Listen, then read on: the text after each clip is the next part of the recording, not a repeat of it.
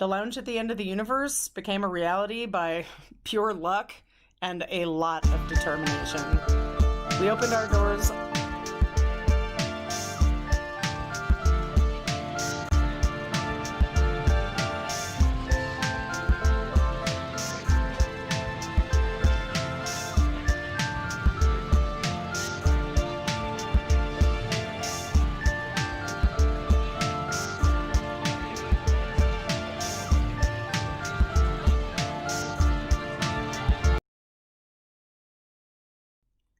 The Lounge at the End of the Universe became a reality by pure luck and a lot of determination.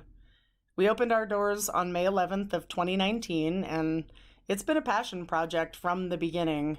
All of the people running the lounge are artists and performers, and we've all struggled financially and sacrificed in lots of ways just to do what we love. So taking the leap to venue ownership with no startup capital and just opening lines of credit and jumping in, it was scary, but this was our chance to bet on ourselves, and we felt like if we didn't take it, that we'd all regret it. What's unique about the lounge is that it's a gallery, performance space, and community center, and a lot of collaboration takes place between the artists and patrons across all kinds of mediums. Someone will get an idea, and the community that we've built will just jump in on it. They help each other and grow that idea into an art show or performance, or most of the time, both. And we're all here because we're passionate about the arts. I mean, all of the arts. We have comedians and filmmakers, we have musicians, painters, magicians, DJs, aerialists, MCs, and local theater companies that are all involved in lifting each other up in the community and in supporting each other in their pursuits of creativity. Some of the shows we've put on have been stand-up comedy, but in the middle of a visual arts gallery show, which gives people a chance to experience something they weren't expecting. At some of our more visual arts focused shows, we've had aerial performances or rappers. We incorporate local culinary artists. We have a pun slam anybody can sign up to do if they love wordplay. We have story nights, and we invite people from the community to get up and share their stories with each other. We have a comic book exchange, and we have weird coloring books for people to just come in, pick something that appeals to them, and then sit down and color. We have art classes and workshops. We do events for families where they can come and engage in their own creativity through a group art project or event. Having a way to express yourself creatively is for everyone, not just for professional artists. None of us started this for the money. We saw an opportunity to build a strong arts community and to share that with the larger community around us, and that is our core value, community.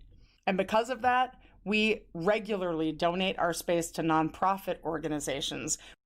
We help put together fundraisers to help other people struggling in our community. We hold coat drives and food drives and raise money for women and children's organizations, for environmental causes, for social justice issues, and for the LGBTQ community. When the pandemic happened, we had to completely close. All of what was sustaining us for only 10 months into opening was gone. March 13th, we shut our doors. Because we're a brand new business, we didn't qualify for a lot of the government programs that were being rolled out. We moved all of our shows to a live stream format, and we've been streaming on Facebook, YouTube, and Twitch. We wanted people to have entertainment and arts during the stay-at-home order, and while we waited to see if there was any government money for us, we asked people at home if they were able to buy a virtual donation ticket, and then we gave that money to the performers because they suddenly had no way to make money either, with all of the other venues closing their doors as well. And right now, we're just hoping to catch up on our bills. We didn't expect this pandemic to be going into its 6th month.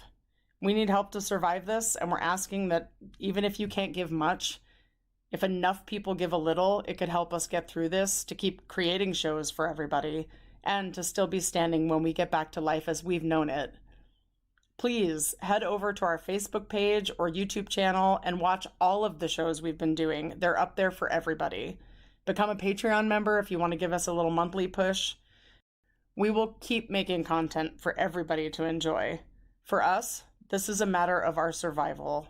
A lot of us have spent our whole lives giving to the arts, and if this ship sinks, well, we'll all keep playing until the water rises over our heads, because that's who we are. And that's how much we love creating. For you, for each other, and for our whole community. Thank you for taking some time to watch this video, and thank you for whatever you can give.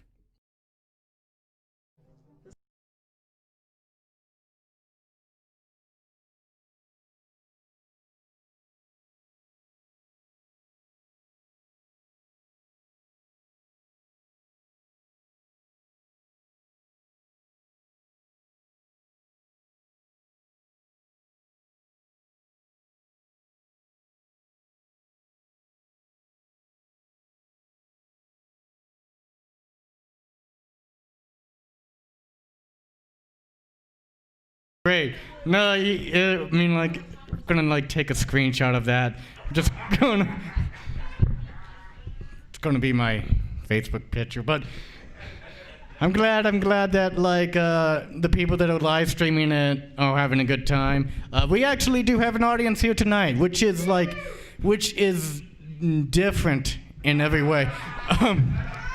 I mean, like, I remember, like, a lifetime ago, we used to, like, cancel open mics because we didn't have an audience.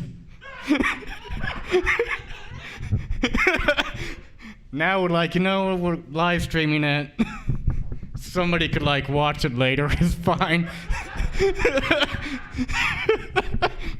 Oh, thank you. Put that on.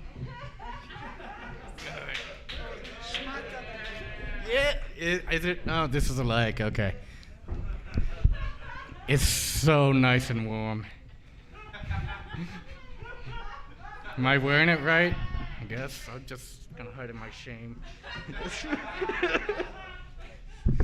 Yeah. So I am your host for tonight. We're gonna like tell some jokes and maybe share some feelings. That's the theme of the night, as it usually is here at the Lounge Wednesday open mic on a Wednesday. And yeah, I'm glad that we're all here tonight. What were they about to like talk about? Oh yes, so we have this new temperature thing that many places where you're working, you gotta take a temperature with a little thing to your forehead. I was watching the news about like how those are not accurate, and like I work at a nursing home, and like I have had like many times, like recently I went in, took my temperature, and it said like 93 degrees. And I'm like, you know, that's like bad, right? And the nurse was like, yeah, you know, it tends to happen. I wouldn't give it too much thought, just, you know, kind of go back. It's like, you want to take a second temp just in case? Like, nah, it's going to say the same thing. It's like, has anybody else been getting 93 degrees? Not exactly, but it happens. Very comforting thought. Same breath as like went in, my temperature was 100 degrees. The guy was like, you rode your bike here, right? I'm like, yeah. It's like, yeah, it tends to happen. You could go inside.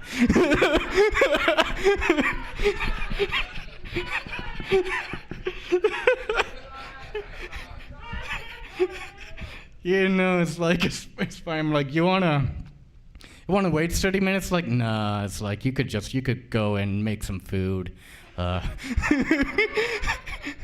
mean, like, I trust you. I mean, like, hey, you know, when I ride my motorcycle, I get hot too. I mean, like 99 degrees. I'm like, what, 99 degrees is fine?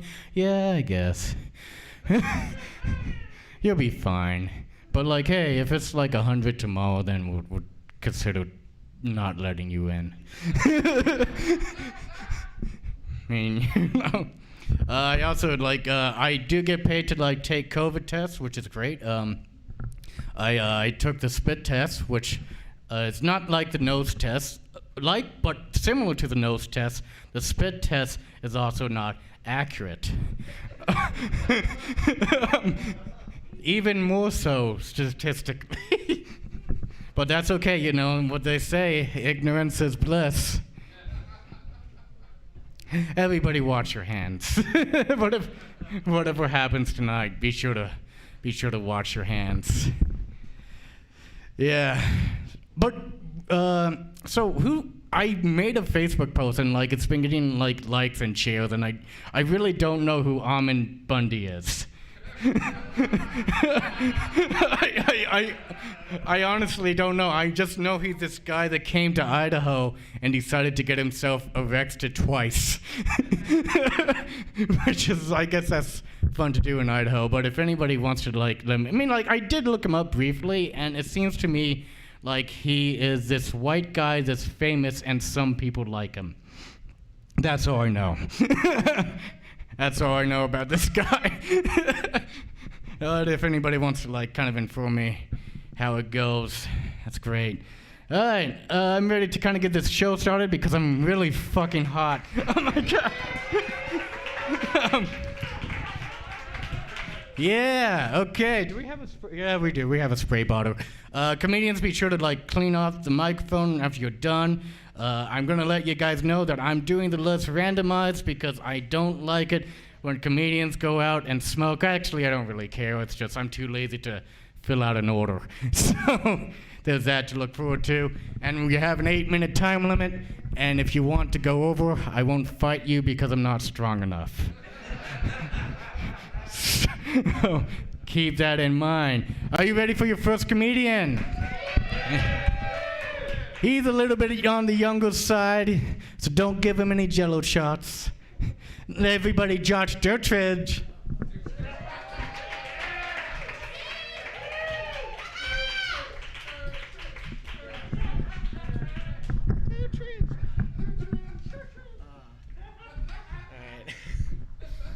Thanks for the introduction, Victor. God, we don't all have the luxury. Oh yeah, hello. The amount of variations I've heard on my name like that, like fuck. We don't all have the luxury of being named after a sparkling water brand, so.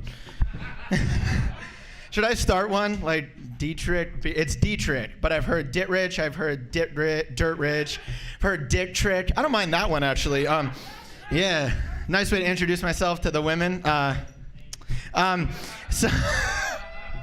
Yo, what's up, dude? That's weird that it's running over there. I like it though. This is what everyone's seeing. I didn't wear any green tonight. I should have because I don't know. Can we change? No, don't change the image. I was gonna say if it'd be someone else, but I like it. I like it. So what's been going? Recently, I don't know if y'all have heard of this restaurant called Buffalo Wild Wings, but yeah, I went there recently. Oh, dude. Okay, there we go. Now I'm in like a hallway. I hope someone is just tripping watching comedy right now and just loses their fucking mind.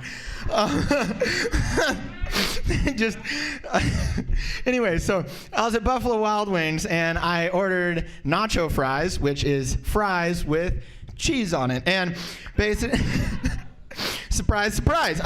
And I order it and they were like, all right, what type of cheese do you want melted on it? Because they give you the variations. And they said we have cheddar, American, Swiss, or queso. Those were the cheese flavors.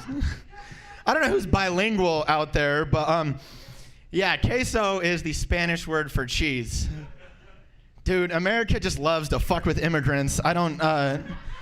Can you imagine some like Spanish speaker just moves to America, just wants some goddamn nacho cheese, and next thing he's know he's being offered cheese-flavored cheese. Like, waitress doesn't know what to expect. She's like, all right, you want your cheese? He's just like, K? She's like, so, all right, I'll write it down.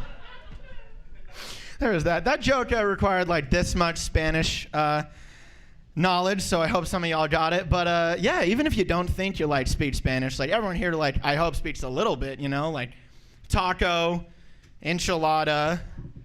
Okay, yeah, those are all still English Spanish words, but you know what they are. And I was puzzled by that because like, you know, all of Spanish is different except for the food. Like they changed, like can you just imagine like they put like they're just translating Spanish to English like furiously, and then he's like, all right, I'm getting tired of what else we got. He's like, all right, we just have to translate the food. He's like, fuck no. He's like, I'm done. We did the verbs, we did the nouns. I'm not translating any goddamn food into English. That's a linguistic, except for frijoles, make that beans, you know? Yeah, frijoles got translated, and you realize that when you're at a Mexican restaurant and you're ordering your dip for your cheese, you're like, yeah, I'll have a salsa, guacamole, and a bean dip, please. Yeah, you know, gracias, senor.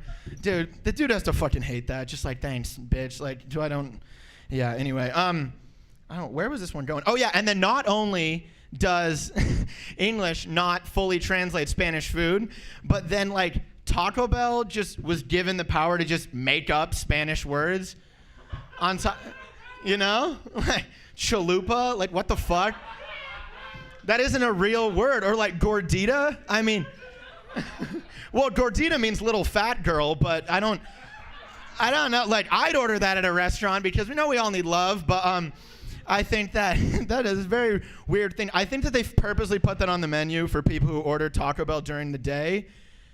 Like, here you go, you little fat girl. Enjoy your fucking Crunchwrap Supreme at 9 in the morning, you piece of shit.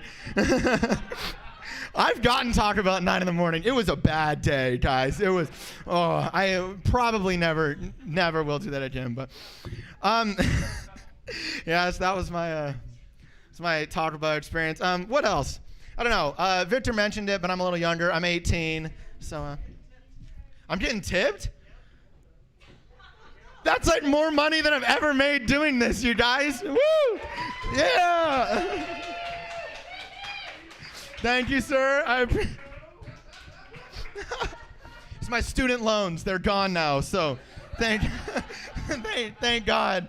Told you I'd fucking do it, Dad. Yeah, but thank you. That was awesome. But yeah, I was talking like I am a little younger. I'm 18, so yeah.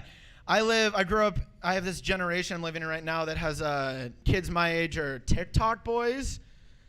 I don't know if any of you guys are familiar with it, but it's are any TikTok boys here? Any of you guys? Do you make TikToks? Yeah, Lil brother, does he make TikToks? Yeah. Is he famous? Yeah. Yes, he has like 250,000 followers. He might hate me after this joke. Well, fuck. Okay, well, I'm joking about one. That's really cool. Good for him. But I walked through and basically it's these slews of just like classically attractive men that women fucking let out all their hidden sexual impulses on via the internet. And that just made this so much more fun. And I was reading through I found this one. It's this one really famous dude. And I was reading through the comments on the video of him dancing. It looked a little bit like this. He walked out and, stood there and then just kind of went like, gray sweatpants. Well, for him, it was probably more like. Sorry. And they did that. And then one of the comments, I shit you not, real girl said this, was, I'm just going to say what we're all thinking now, and put an emoji of a pregnant woman. Is that because any more fucking. Every woman who watched that was just like, yeah, I want to hit peek and bust in me. Like, was that it? Was that the mentality? Guys, I don't know. Like, I've received a few heckles in my day, but I've never heard the words, impregnate me! Like, dude, these fucking kids, I swear they live life on easy mode. I'm up here, I'm getting $2, which I love, which I appreciate. That was more than I thought. But, like, these bitches just having women fucking throw themselves at them, and I'm like, just because they look good and do their little dances. But, yeah, I don't know. And I think, like, I think that also disturbed me a little bit because, like, I don't know. Like, I just don't expect girls to fucking say that. And if you think about it, like, if a guy comes up to a girl and is like, yo, like, let's fuck, like, that's like saying, like, yo, let me take, like, 45 seconds of your night and I'll be out of your hair. And the girl is like, not only do I want your body, but I want the government involved in this, you know? Like, I have you for 18 years, bitch. That's a lot to get on a comment. The other comment I saw, yeah, dude, I wasted hours in this, was it was the same video, and it said, wow, is that the light? All right. Wow, that's making me a little moist down there.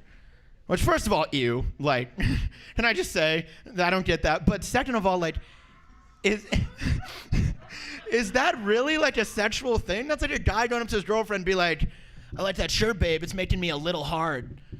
Like, you're like, not there yet, but, fuck it. Like, we're getting there. So, how much time do I have left? One? All right, I got one more. Perfect. Recently, like, speaking to me being younger and stuff like that, I went out with some friends recently, and I played water pong, which is beer pong, but just water in the cups. And So I went home and I was talking to my mom. She said, "What'd you do?" And I told her, "Oh, I played water pong and I drank a bunch of water. It was really fun." And she was like, "You did what?" I was like, "Yeah, water pong, right?" And she goes, "Do you know how dangerous overhydration is for your kidneys?" I was like, "Really? Like that's it?" I almost thought she would have preferred I use alcohol, like take the liver cancer over frequent urination. Am I right? Because at least with the liver cancer, she doesn't have to clean my sheets in the morning. Who's with me, boys? Am I right? I'm so fucking sorry that. But anyway, so I looked it up, and I trust her. She's a good girl, and I trust her, and I saw that there is such a thing as having too much water. It's called water intoxication, and it happens when the body consumes an excessive amount of water. And some of the effects of water intoxication are you can get dizzy, you can throw up, you can slur your words, and you can pass out. That just sounds like good old normal intoxication to me, boys. Am I right? You know? Yeah, exactly. Water does that to you. Do you know how much time I could have saved on a Friday night? Like, fuck, you're buying a fake ID. Why? I have a swimming pool. Like, it does the same effect. And I was thinking, like, what if this is almost done. So I was thinking, like, damn, like, that sucks. Like, I'm sorry, sir. You were just too hydrated last night. That's why you sent that dick pic to your ex. Yeah, you just finish a workout. You're just pounding water. And the next thing you know, you'd wake up, passed out in an alley somewhere, like, I was there like, what did you drink, dude? You're like fucking Gatorade? I don't know. Like, where did that come from? But anyway, so, yeah, remember, drink responsibly, keep your fluid levels low, and only do shots with no hydration. So, I'm Josh Dietrich. Thank you guys very much.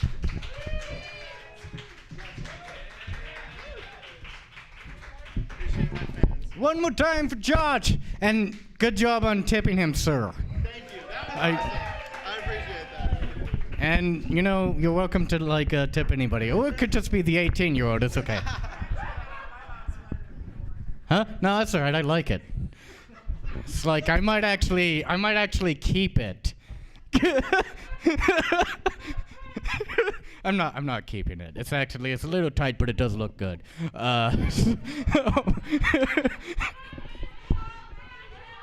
Guys, are you ready for your next comedian? He's a great friend of mine. He is looking for roommates right now. So kind of give him a call if you're interested. Ladies and gentlemen, Ian Owens.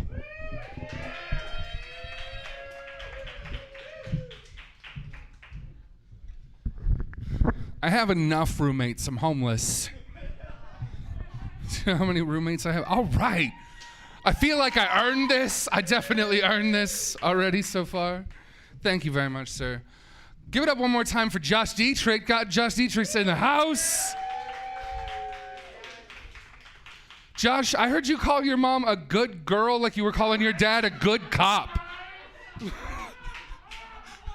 I mean, she's a girl, but she's like a good girl, you know? I know my dad's a cop, but he's like one of the good ones. Also, I don't think you needed to admit, I think we just all assumed you spent hours watching Thirst Talk. We get it. It was research for a bit. Also, girls' hidden sexual impulses, they're hiding? Are they? Do they?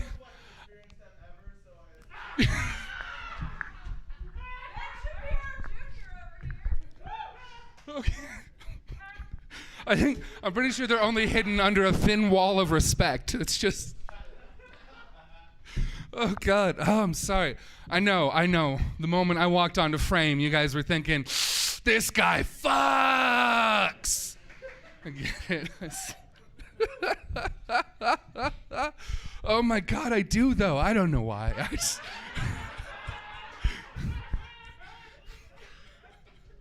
I think I just gave up trying, and they're like, hey, that's all we've ever been fucking asking. Like, just stop pursuing in general. I'm not prey. Fuck off. I don't know. I should address it off the top. Obviously, I'm fat. I'm queer. You know I fuck weird. Right? It's a given. If you check off the first two, you've got to go with the third one. Fat, queer. Do you fuck weird? Maybe that's why I get laid. I'm the one that fucks weird. You want to fuck weird? I'm not gonna judge you. Into some weird fucking, I got you. It is an interesting culture to be among the weird fuckers, the ones that do it like openly, like share that shit with you. You gotta create a space where it's safe to share that shit without judgment. But you got to be prepared because you're going to hear some freaky shit. You got to meet that in a space of non-judgment, or you're going to lose your privilege to that space. It's, oh my goodness. You will not believe the number of times okay, there was this one girl. She wanted to watch me pee, but she wanted to make it very clear she didn't want me to pee on her. She's not gross. Like, that's... Why are you judging someone who's not in the room right now? We were talking about what you're into, not what you're not. It's cool. It's fine. Draw the line where you want to. I had this one partner that specifically wanted me to pee on their feet, and I'm like, I don't know if this is a kink or do you just not have medical insurance? You got some athlete's foot? Do you need some help? I'm not sure. It's fine. I'm not going to judge you either way. You pee on your feet in the shower, right? You guys do that? You should definitely do that. That's take down big toenail fungus, pharma, whatever. I want to see Tenactin shares dropping overnight. Headlines, America learns to piss on feet. It's just a healthy practice. It's fine. You get some really weird ones. I had, oh my God, so there was this one time, this partner of mine, they call it negotiation. When you're talking about like, hey, what are maybe some of the crazy things you're into? Maybe we'll talk about that ahead of time so we don't cross any lines, right? She was kind of like into choking, which is pretty normal, right? Like everybody likes a little choking, like, right? No, am I? Not everybody? Eugene's like, don't touch my neck. Like, fucking. It's okay, Eugene, it's fine. You don't have to be choked or choke anyone you don't want to. That's the whole culture is about consent. That's like the first step towards sexy time. It's a great thing. I don't know, I do the blood choke. He's over here strangling his wife now. He's like, practice. But see, you got to do the blood choke, right? Not the airway. Blood choke because it's safer, right? And like, don't worry, if anybody asks, just tell them you learned it from MMA. We do the blood choke because like you let go, they pop right back up. It's great. And then you can like dribble them in and out of consciousness. It's like, how long have I been out? I don't know. Sorry, am I telling a little too much? But no, this one particular partner was really into choking. Like, at one point, she decided to say, I want you to know that death is ongoing consent. What? If you didn't catch that, she wanted me to fuck her corpse. That's not my kink. That's just no judgment. Do you want to comment there? There's one in every audience, and why does somebody have to point at them? It's not, stop kink shaming. And that would have been fine, but like I just let it pass, but like she didn't let it go. At one point, like days later, she's like, there's a note in my backpack for how to deal with my body. They will never find you.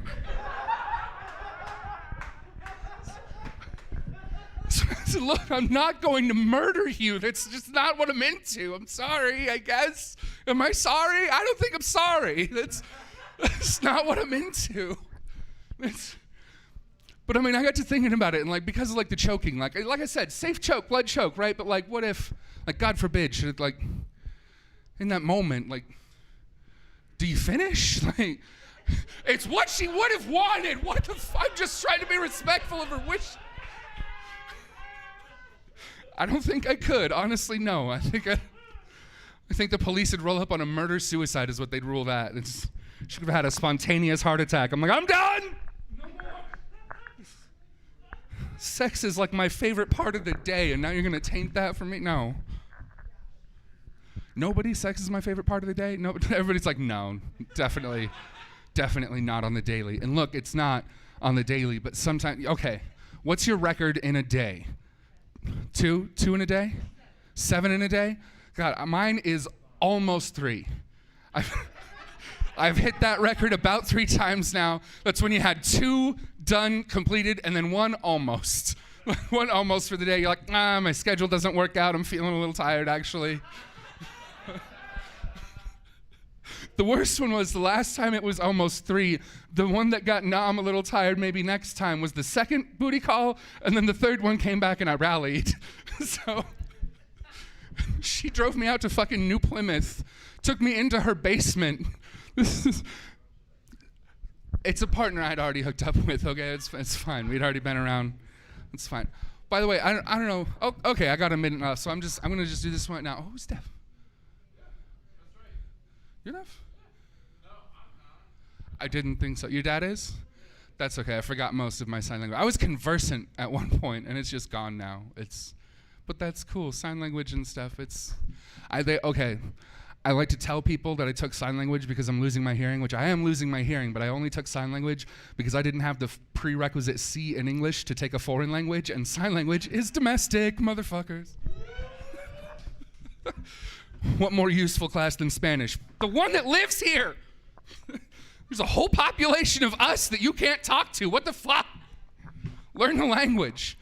That's it for me. I don't have a big closer. Look at this loser again.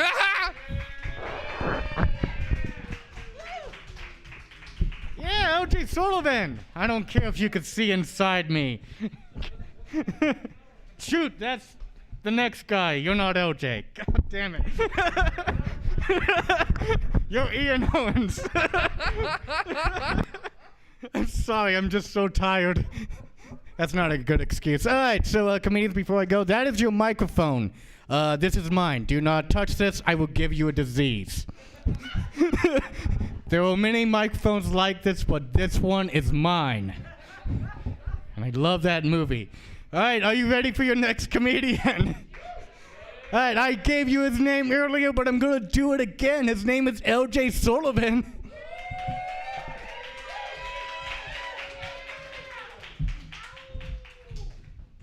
What's up, motherfuckers?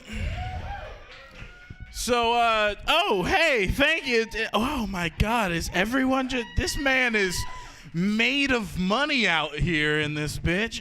Thank you, sir. Was any of the comics remember that time out at Crescent in Nampa? That one dude gave, like, every comic in the room $100? Yeah, man, better times. Even the angels of generosity are feeling it lately.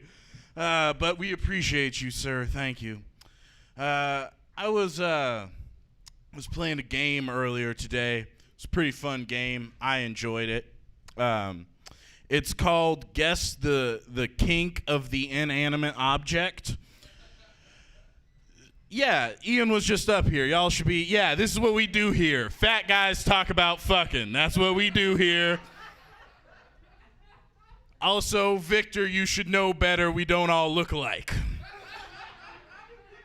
Anyway, guess the inanimate object's kink. Because, look, you can't, it's an inanimate object and you don't know its internal life, so you can't say shit about its sexual orientation or gender identity. You can't. Knowingly, you could not. But you could probably glean what it's into. One person gets the premise. All right, fun. All right. I was really hoping that when I got up here, I would see an inanimate object in the room that just screamed, oh, it's into some weird shit, but we got a pretty just vanilla room right now. Not too many. Every inanimate object in this room is just like, they're mostly chairs. They're just into ass. Everybody's into ass. Who doesn't? It's 2020. Everybody eating ass. Oh, hey, fucking skeleton. Thank you. There's a skeleton in this room. People at home, you can't see it. Everybody else, this skeleton has a pillow over its dick. Clearly, it's been fucking. This skeleton fucks. All right, that's where we're going to start. Now, it also has a mask on. Is it being considerate or is it into that? These are the questions. See, it's a pretty fun game. I just wanted to try that out. I was honestly doing that today. I was like, will this work on stage? If there's a skeleton with a pillow over its dick, apparently. I just need him planted in every room for the rest of history time. So I got to take a trip out to Portland right before the shit hit the fan. And I saw something pretty interesting while I was out there, you know. I saw this truck. It was like a Ford F1 5711. I don't know trucks, man. It was a work truck, though, because it had some stenciling on it. It had stenciling on it that read in Star Wars font, Imperial Construction. Then they had fashioned the symbol of the Empire out of a silhouette of hammers. Yes, ooh, creative, indeed, yeah. I'm not sure how many of y'all know this, but Empire's motherfuckers who built the Death Star. Death Star has some pretty glaring design flaws. Not sure if you want to name your construction company Imperial Construction. That's all I'm saying. Just I'm going to hire you to build a deck, and then one of the neighborhood kids is going to come around, fuck with one little joist, and the whole thing comes down, the whole thing? Luke, get the fuck out of my yard. I told you not to come around here playing that shit. Tell your mom I said to stay inside. See, subtextually, he is actually the boy's father, but doesn't want to admit that to him yet, and that plays into the whole iconic Vader scene, Luke, I am your father. It's deeper than most people realize. Anyway. Oh, man. So a lot of stuff happened, is happening, continues to happen in quarantine, but at the very beginning of it all, Idaho had something pretty fun happen. We had an earthquake on top of a pandemic. That was fun. And it was extra fun because nobody got hurt. There was no major structural damage. It was just like a fun little ride that happened. But with the added bonus of, oh, this could get a whole lot worse, maybe, potentially. Maybe. It didn't. It was all fine. But I realized I just handled the whole situation wrong. I wasn't ready. I don't think anyone was ready. But I wasn't about to let Mother Nature fuck with my grilled cheese. All right, now look, this is what was happening. I was trying to come to terms with the pandemic. I was in my kitchen. I was making a grilled cheese sandwich. Now, this grilled cheese sandwich had 111% of my attention. Because, look. A lot of people think grilled cheese, quick, simple, easy, get it done. No, I'm glad that you can appreciate that, no, this needs time and attention. This is a delicacy. So I was giving it its due, laser focused on the grilled cheese. And then suddenly, the earth started doing this beneath my feet. And the Earth's not supposed to do this. I'm not sure if you knew, but this is not typical Earth protocol. So I'm with my grilled cheese and the Earth. But then I realized, hey man, maybe you should take action. What did they say in school? Get in a door frame. I'm gonna get in a door frame. There's one right here. I'll get in the door frame. I'm in the door frame. Cool. And then, not a moment later, as the Earth is still doing this, I hear from the other room, hey, get in a door frame. Bitch, I'm already in a door frame. Yeah.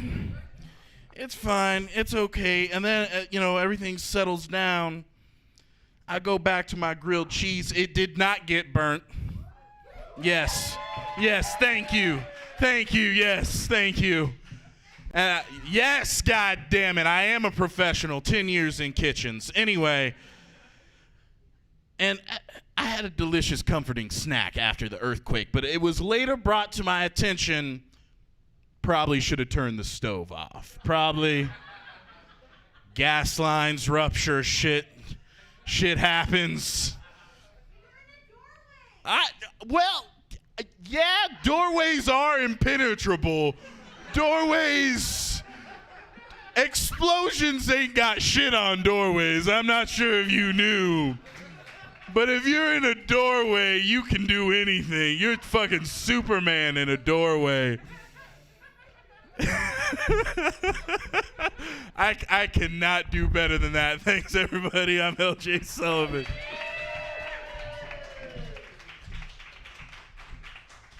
One more time for LJ Sullivan. Woo! Audience members, I haven't seen you in so long. Are you having a good time? Yeah. So I was like wondering what made you decide to come here? Did you see this on the live stream and thought I would like to put my health in danger?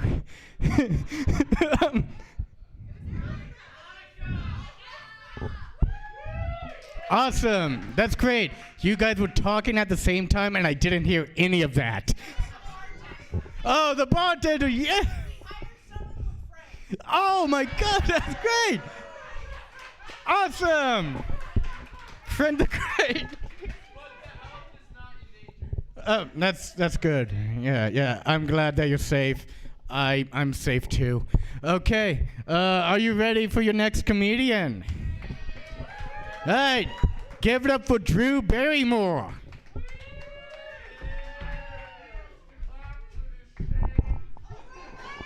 Hey!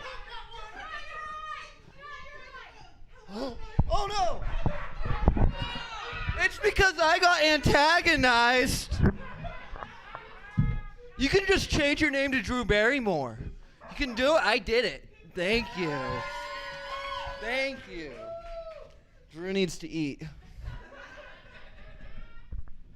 So I want to apologize now if I seem like a little bit tired up here. I got woken up by my roommate having sex last night. And you can't not listen to that. So that's my least favorite way to get waken up, because all of a sudden it's 4 a.m. and I'm a creep. I have to go into work tomorrow, sleepy pervert. This is great. Here's the problem with my roommate's sex life. He's got no rhythm. And he's the drummer in a band. They can't be any good. I've heard his beats per minute. Which makes it more frustrating because that's how I know his girlfriend's faking it. Like he's going out like that and she sounds like an anime character dying in battle. You know, I wish we could just vote a couple into a breakup.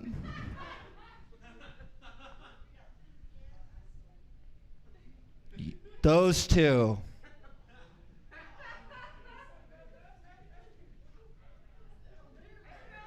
Oh, no, you guys are safe. Good for you two. I just think we should add oh. I'm sorry, yeah, that knee move was a little aggressive. I don't know, I just think we should add a little bit of democracy into dating. You ever have two of your friends start dating and you just want nothing to do with it? You can just tell the relationship's gonna be annoying, the breakup's gonna be toxic. No one wants to deal with that. Let's vote them into breaking up. Because, when your friends date, it's the fucking worst. When your friends date and then they break up, the only way to be a good friend to both of them is by taking turns being a bad friend to the other one. People get so fucking annoying about breakups. Men and women both do it, a different way. Men, you'll be, hanging back, having a drink, watching some basketball. You'll be like, you know who's a fucking bitch? And you're like, Cruella DeVille. Oh, no, just the woman who loved and supported you for the last 2 years. Yeah, what a bitch. See, but women are better about it. You'll be talking about movies or something, and they'll just cut so hard. Hey, you know, if whose dick was a movie, it would be short and unsatisfying. Do you guys keep sex journals? Okay, I'm about to change your guys' sex life. Here's what you do. You get a journal. Personally, I use a Lisa Frank journal.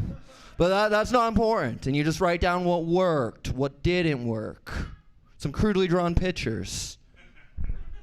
I've been learning a lot about women. Turns out they hate when you pull out a journal after sex.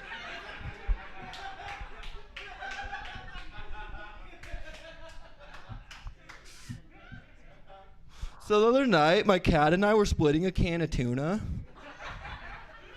And I don't know if you know this about cats, but they're not natural sharers. And you better not cry, because your tears will make the tuna taste better. Which will get your cat real aggressive with you. She's going to attack you. Because she knows one of us is going to bed hungry tonight. And it's not going to be her. That's what I love about cats. It's like, a lot of times people think cats aren't loving or hateful. That's not true. Cats just love themselves way more than they like you. I'd like to meet that cat. Yeah, cats. I was about to call my cat a bitch, and I'm like, I can't do that. I love Josie too much. Yeah, she might. Like, here's why I feel more comfortable owning a cat. Like, think about it. When you go to work, your dog just spends all day obsessing over you. Your dog's like, oh my God, I'm never seeing him again. He's gone. I'm alone forever. But my cat just hangs back like, Dum Dum finally got himself killed. Like, she's just kind of mad I didn't leave a body for her to chew on. It's so much easier to love a cat.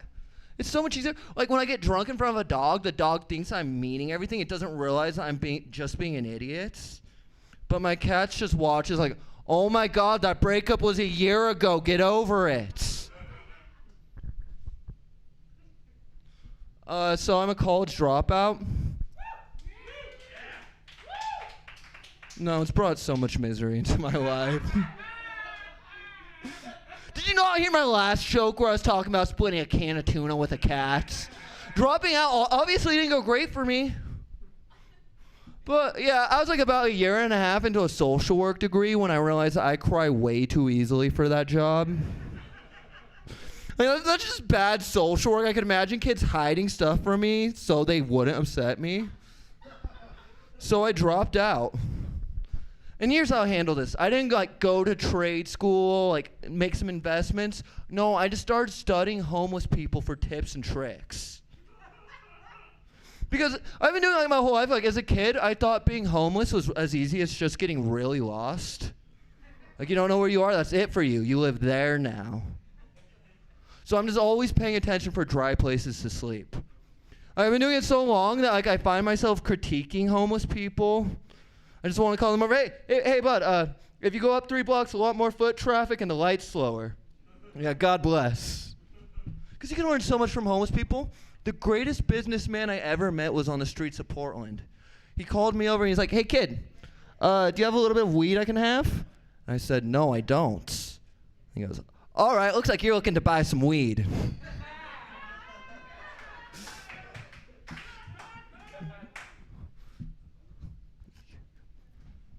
I've been thinking a lot about cell phones. Like, do you think it's made it easier or harder to be a parent?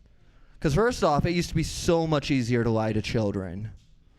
Like, me and my siblings, we were the most well-behaved kids in Disneyland because my mom told us that if we misbehaved, she'd take us to Small World and nail our feet to the ground. It worked. Did some damage. I'm just saying lying's a very effective form of parenting. But on the other hand, it's like now kids can use their cell phones to fact check their parents. They can be like, yeah, Dad, I checked Google. It says you're full of shit. Please vaccinate me.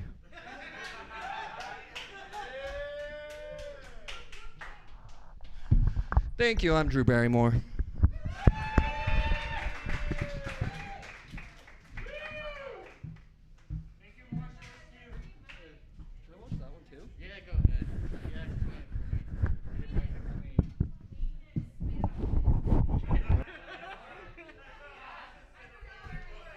That is the opposite of what we're trying to achieve, Haley.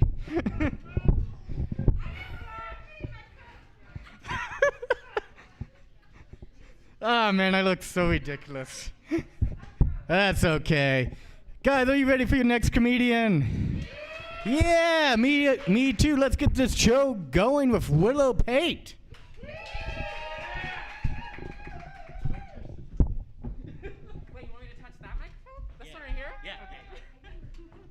I swear this dress fit when I bought it before the virus. But now I feel like a sausage stuffed into its casing. Thank you for the tip, by the way.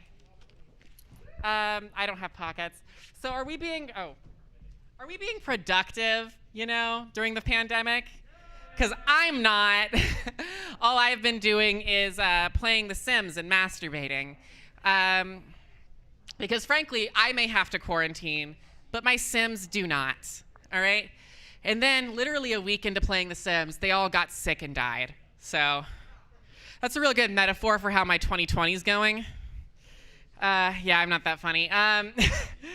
So, by the way, The Sims is a total fucking ripoff, just so everybody here knows. So you would think with a video game, what you would do is you would buy the video game, and then you would install it, and then you would play it. But no, that's not how it works anymore. The Sims likes to part and parcel it out to you. So you end up paying like $50 for the base game, and then $40 for an expansion, and then $10 for a stuff pack, and then $40 for the next expansion. And I actually sat down and did the math on this. And to have the full, uninterrupted, unfiltered Sims experience, I wound up paying a total of $680. Yeah, it's a fucking ripoff, and I paid it like an idiot. And my bank called me, and they're like, "Hey, you're an idiot. Did you make this purchase?"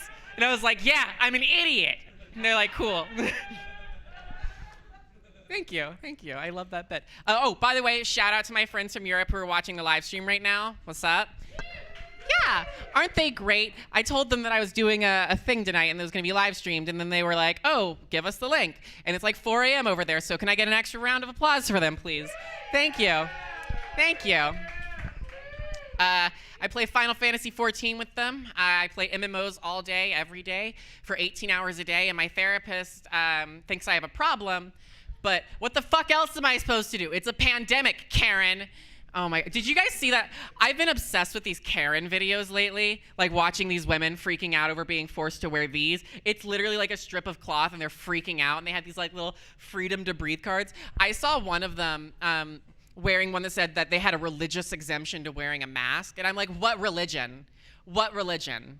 Capitalism isn't a religion, all right? Selfishness isn't a religion, all right? It's ridiculous. There was this one woman at Target who saw, and this is a complete tangent. I don't even have a joke for this. I just thought it was really funny. She saw a rack of masks being sold and just knocked it over.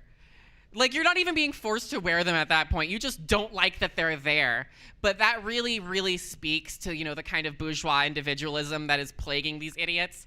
Anyways, that's that entire tangent. I don't even have a joke for that. I just wanted to rant about it for a minute. Yeah, wear your fucking masks, all right? I already saw somebody selling a mask that said unvaccinated. I live in Mountain Home, and so this was in the Mountain Home Facebook group for like crafts or whatever, shit you were selling. And I'm just, a mask that says you're unmasked and unvaccinated.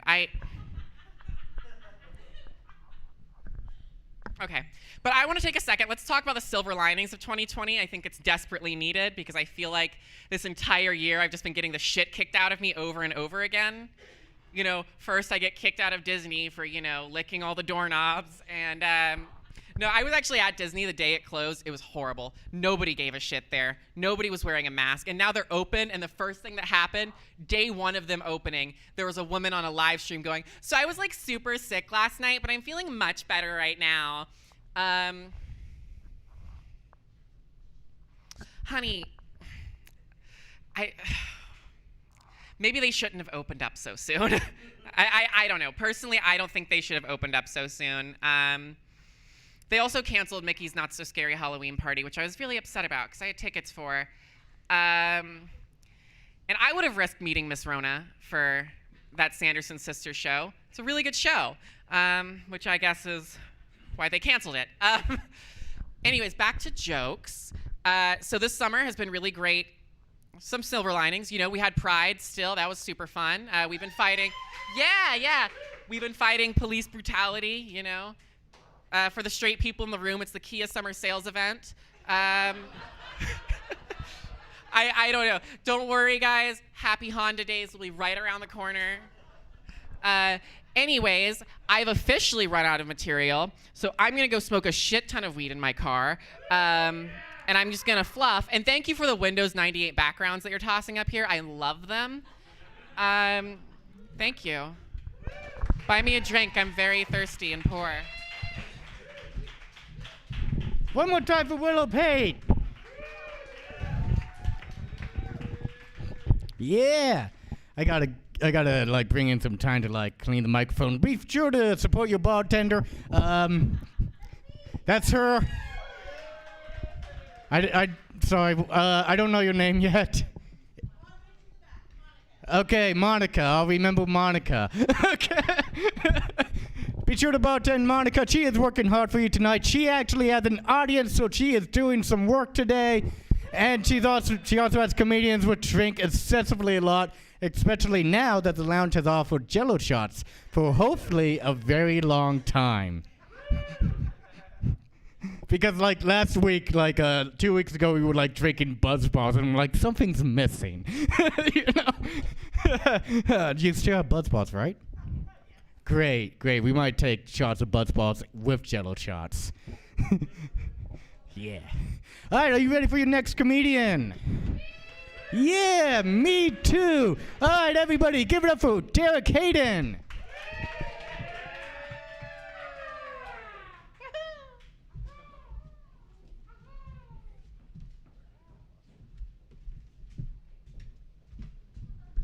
Hi.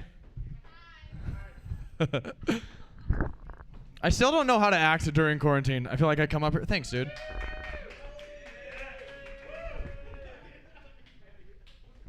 I like how this has a delay on it.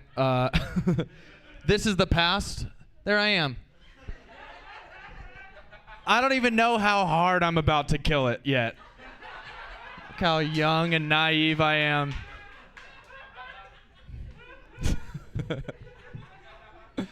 Jesus. Thanks. I'm from California. I like starting all my sets getting everybody against me. So I like to start my interactions. I'm from California. Fuck you. Thanks.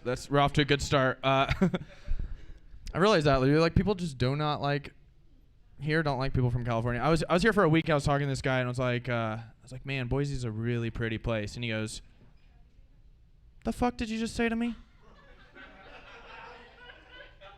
It's pronounced Boise with an S. Learn how to spell. Yeah, it was very uncomfortable. I'm from Fresno, California, so I went back home and I was like, "Did you guys know it's pronounced Fresno?" Boy, are we dumb. Yeah, Fresno's got a lot of really bad gang problems. This is their main gang. It's the Bulldogs, which is based off their college football team.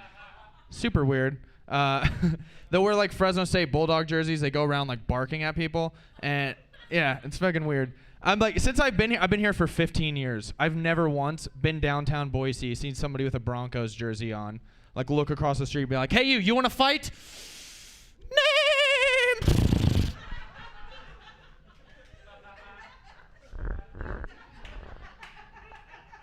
I'm gonna fuck you up. Yeah, epic. I don't know. I like living in new places, though. That's something I've realized about me. Anytime I move somewhere, I'm like, I gotta get the fuck out of here, dude. I gotta live somewhere new. I lived in a lot of different places because I like change. I think change is good for you.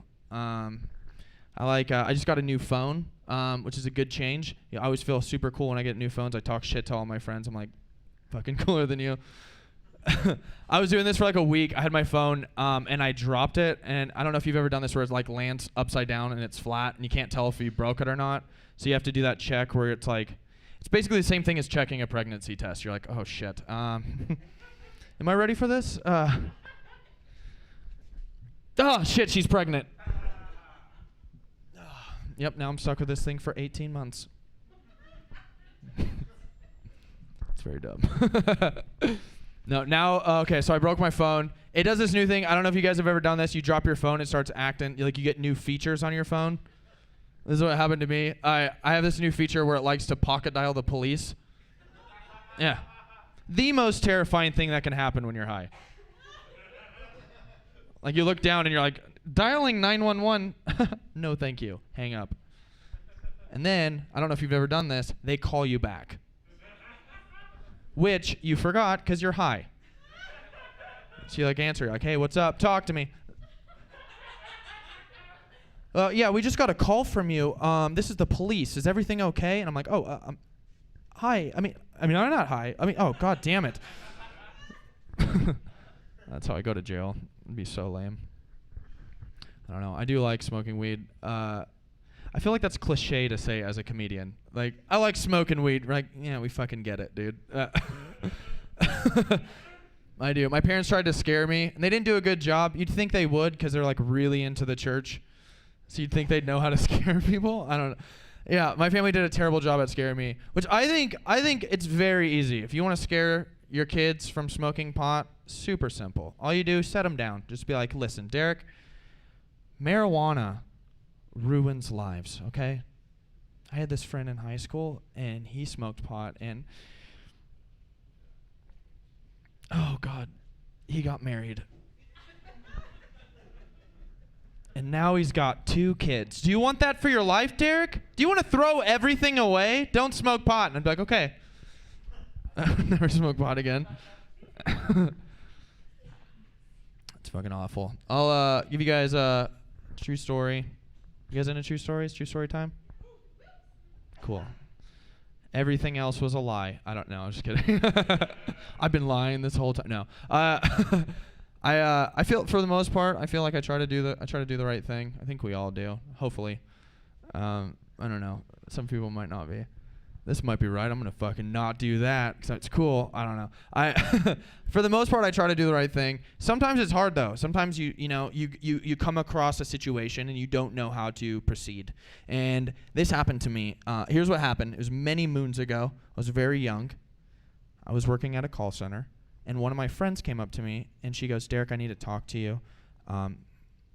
This is very serious." And I was like, "Okay, like what's up?" And she goes, "So I just found out that I have cancer, and it turns out I'm not going to make it."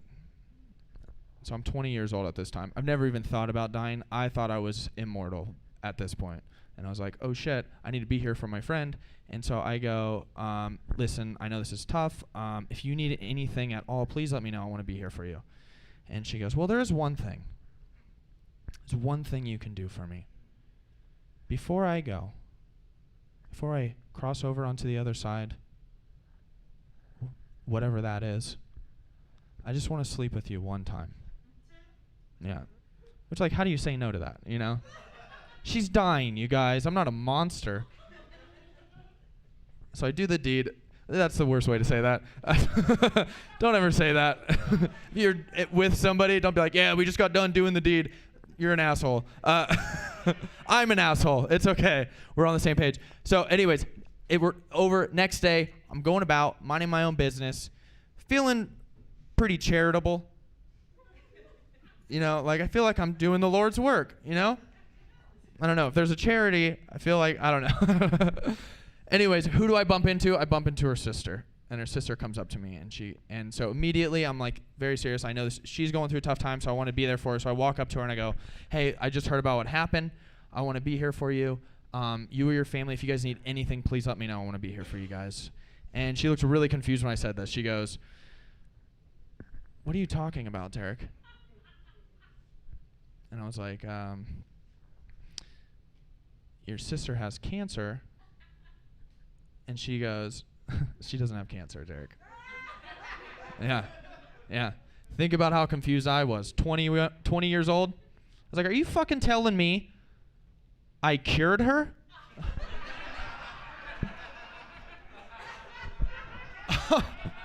Holy shit, they've been trying to find the cure for this whole time I've had it? Jesus. My name's Derek. Enjoy the rest of the night, you guys.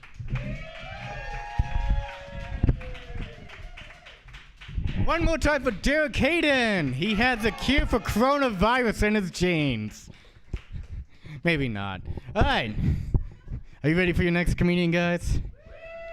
Okay, we have a new one. A little birdie just learning how to fly. First time. Everybody ready for a first time comedian? Yeah? All right. Okay, ladies and gentlemen, give it up for Beth Matthews.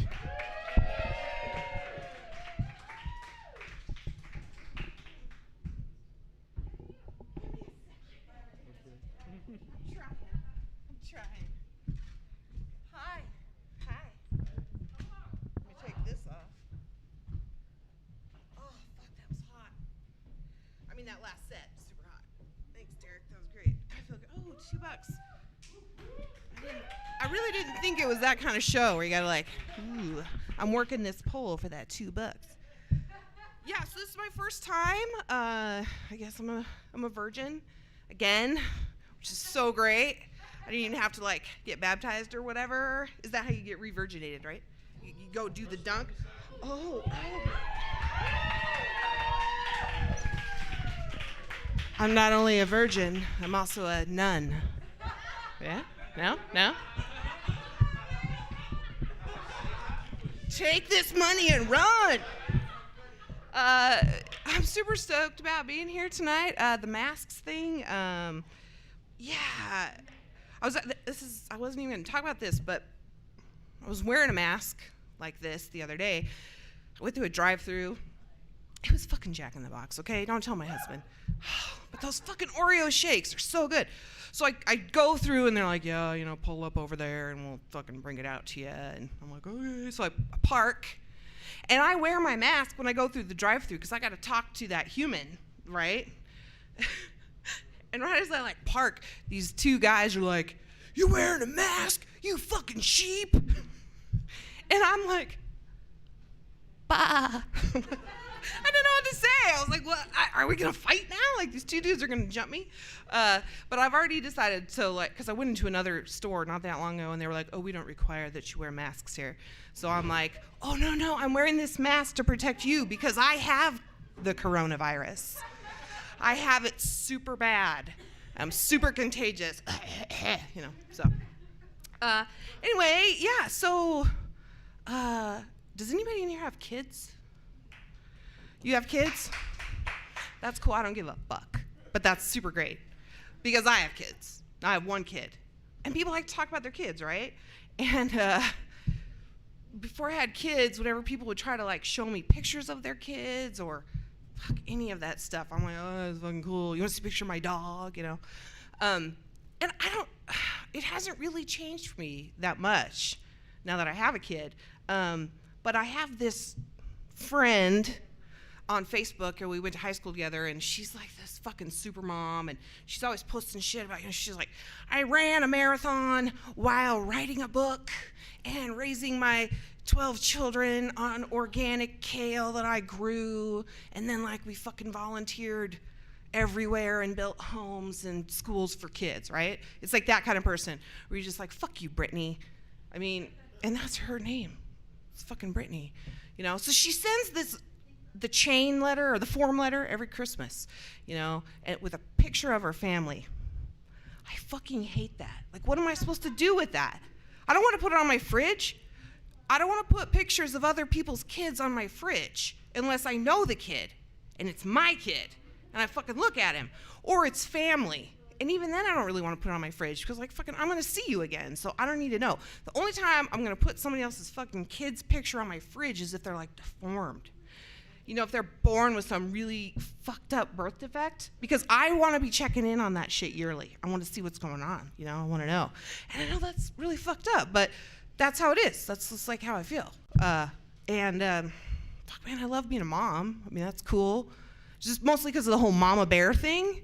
Not in the way that I'm protective, but in the way that I just want to eat all summer and sleep all winter. That's I'm embracing that part of motherhood. Yeah, so I like that. But yeah, man, that online fucking my kids are so great. I don't even know who those people are. It's the same type of girl that posts. I fucking hate this when I read it. The one that says, "If he doesn't love me at my worst, he doesn't deserve me at my best." I'm like, what does that even mean? What's your worst? And your best. Maybe your worst is you fucking punch your dude in the dick. I don't know. But maybe your best is you give super great head. I mean, I don't know, right? Okay, so you would stick around for that. Right, so this dude's "Dude, it's amazing. I'll take the occasional dick punch. What are you gonna do, Fuck. But I don't know, maybe not. Maybe she fucking gives, all she ever does is give you dry handies, And you're "Oh, fucking it chafes. Oh, goddamn, but she makes amazing lasagna." You know what I mean? Like, I might stick around for that shit. Like, fucking lasagna, you know? It sounds good. So, I don't know. I mean, like, who is this woman? You know, she's got the friends that are like, they say, oh, hun. They call her hun. You guys, you call each other hun? No? Okay, good. Oh, fuck, I'm gonna unfriend you. Yeah, you know, I fucking like, I don't know who this girl is on her average day or this woman, but I don't know, she's a fucking like pseudo-feminist man-hater who just wants to go get drunk with all of her girlfriends. You know, they're like the loud, you know, fucking wine tour and shit. So, yeah, I'm not really into that. Yeah, fuck, and I did want to say one more thing about kids, I guess, because I have one. Once you have a kid, your sex life kind of changes. I mean, like, I did not give birth to my baby out of my vagina. I'm, like, fully intact down there. In case anybody's wondering, I had a C-section, you know, for pelvic preservation. But still, when you have a kid and you want to have sex, like, you kind of got to plan that shit, especially if you live in a 2-bedroom apartment that's only 900 square feet. You got to make plans, you know. And like my kid, he's 5, and he's currently suffering with like nightmares and shit. He thinks there's like ghosts and whatever, and there are, but I mean, I'm not gonna tell him that. So he's like, he keeps coming in our room and like sleeping on the floor by the bed. So I like to do like this middle of the night fucking, right? So I woke up my husband, it was like 4 a.m., you know. I wake him up with my naked butt against his naked whatever, you know. So we're trying to be quiet, and I hear, Mommy, just calm down. And I'm like, fuck! And I'm like, shh. I'm trying to whisper to my husband, we gotta be quiet. Well, my husband is hard of hearing. So that whole like fucking sign language joke earlier, fuck yeah, man. We're gonna have to learn that shit so that I can just be like, you know, like, I don't know. You know, so anyway, he has, it's happened again too, a couple nights ago. He fucking just like pops up. We're doing stuff, you know, we're both going downtown on each other in the way that you do, you know. It's called the 69, I believe that's what the children call it. And my son, he pops up and he's like, Mommy, what are you doing? I said, this really fucking happened. And I was like, no, I'm just cuddling. Dad and I are just cuddling over here, you know. And he's like, oh, okay. I'm like, just fucking lay down and go to sleep, you know. So what we do is we go out into the living room, and you gotta fucking throw down a blanket because we rent, right? And you're not gonna get your fucking deposit back if there's cum all over your carpet, right? You gotta fucking like rent a shampooer. So you throw a blanket down, and then this is when like you have to start evaluating yourself as a parent, like on the scale of how fucked up my kid's gonna be because of my sex life, right? Hearing me in the middle of the night, or like sitting on the blanket that has cum all over it from the night before. I know it's fucking gross, but this is what happens, right? So a responsible parent fucks on a blanket and then like throws that shit in the washing machine. But I don't, because I'm an irresponsible person. And I'm fucking tired after I come, and I just want to go to sleep. So I'm like, fuck it, let's just leave it there. And my husband's like, yeah, let's fold it. Just fold it. It'll be fine. I'll wash it tomorrow. No big deal. And I get up in the morning, and there's my fucking 5-year-old sitting all Indian style on there, fucking eating Cheerios off of the fucking blanket. You know, he's like got them piled on there, and I'm just like, oh, Jesus Christ. I'm like, just stay away from the crusty parts. So, you know, whatever. It's a process. It's a process, and I love it. I love being a parent, and yeah. Thank you guys so much for having me. I really appreciate it.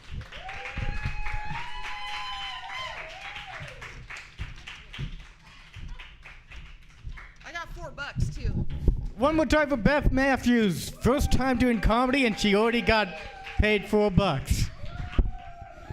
For most comedians, you don't get paid $4 until 2 years in.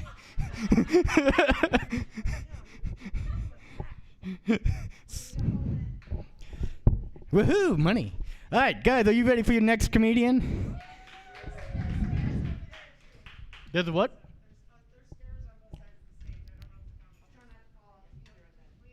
Yes, no, I mean, Your next comedian, he's a good friend of mine, ladies and gentlemen, Chris Foster.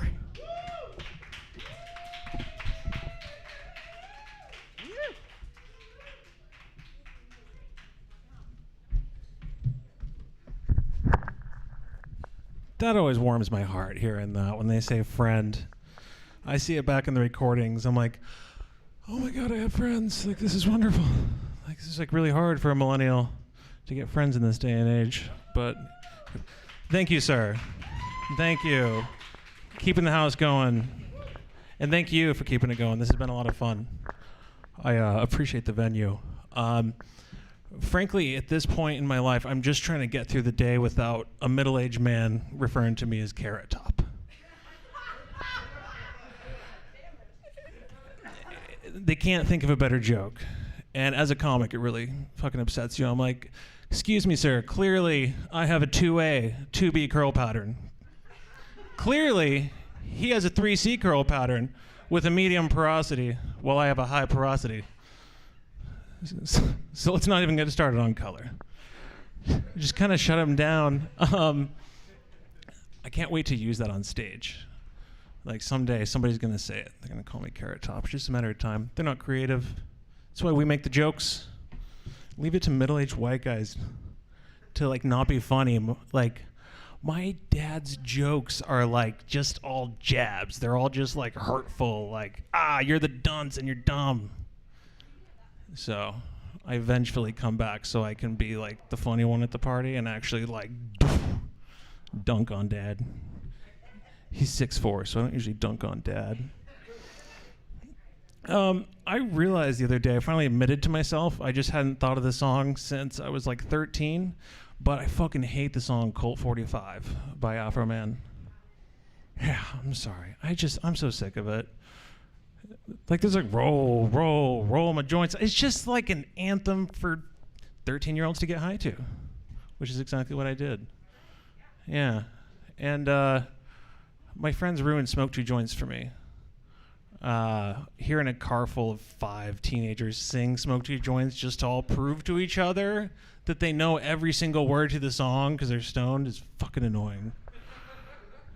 It's very frustrating. I'm going to get a little hip mobility. I was doing some stretches in the back, trying to stay limber. I wrote down in here, I was trying to look back at some of my ideas, and it said, shouldn't trust Chris Foster. It's a message from myself, like, don't trust him. So maybe that one will come to me. I really hate people who don't like the taste of water. I'm sorry, but you hate your lifeblood. You hate what makes you human and alive and conscious. It's the absence of taste is what makes it taste so fucking good. Is it not? That guzzle? It's, like people who drink a squirt. The guy I bought my lawn mowing business from, he drink a squirt. 60 grams of fucking sugar and call that fucking refreshing. It's fucking crazy. And then have the audacity to say he hadn't broken his fast yet that day. I'm like, you cocksucker. I've been counting for the last 52 hours. Fasting. God. Worked up. Luckily, like a lot of people don't know how to find these live streams from my life. So I'm like, hey man, if you can jump through all the technical hoops to actually find it, type it in, sift through it, that's cool. It's fair game. I just turned 30 years old last month, and so thank you. She seems surprised. I usually get a very surprised look at that. A lot came with it. Being an adult was just this whole set of responsibilities, little by little. Like for me, it was needing a 3/8 socket to do a home project in my house. And it being nowhere in sight because it was lost in a gravity bong 4 years ago. It's pathetic. It's really sad. Growing up was realizing that the only 2 places that would give me an outright free birthday gift was Weedology and Dutch Bros. Yeah. Should give me a ton of anxiety on the way there and back. A ton of caffeine driving. I'm like, oh, fuck, I don't need to get arrested on my birthday. Like with it being mostly legal, like mostly, it's like really interesting because I used to have to hang out with someone to be able to buy weed, but now I have to buy weed just to be able to hang out with somebody. It's like the only way I can actually pin someone down, especially with COVID. They're like, yeah, I mean, if I'm gonna make $50, I might as well come over and get high. This has been a great quarantine for me. I've just been working. It's been beautiful. I've been keeping busy. My dog has been spending a lot of time alone. It's kind of sad. We're very close. He shivers a lot. He's about 12 pounds. He's a greyhound. And every middle-aged white woman, I have a beef with middle-aged white people, if you can't tell. The white men just start in with that. The white ladies in with the dog. They seem like, oh my God, he needs a sweater. That little guy needs a sweater. I'm like, he's fine, lady. It's 74 degrees. He's just kind of a little bitch. So let's just be real.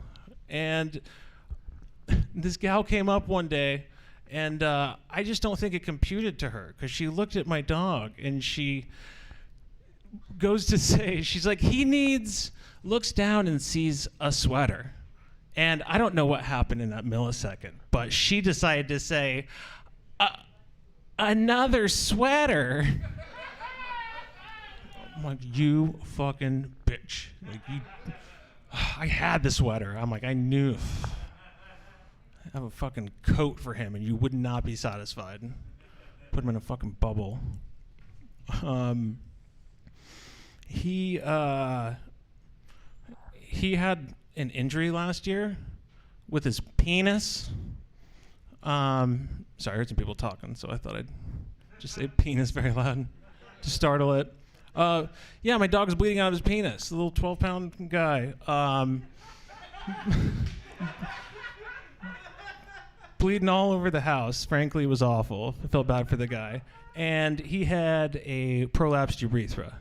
And the doctor was like, yeah, we're going to have to do a reduction. We're going to have to get rid of what's on the end there. I was like, so you mean my son needs a penis reduction surgery? Really? Never been more proud.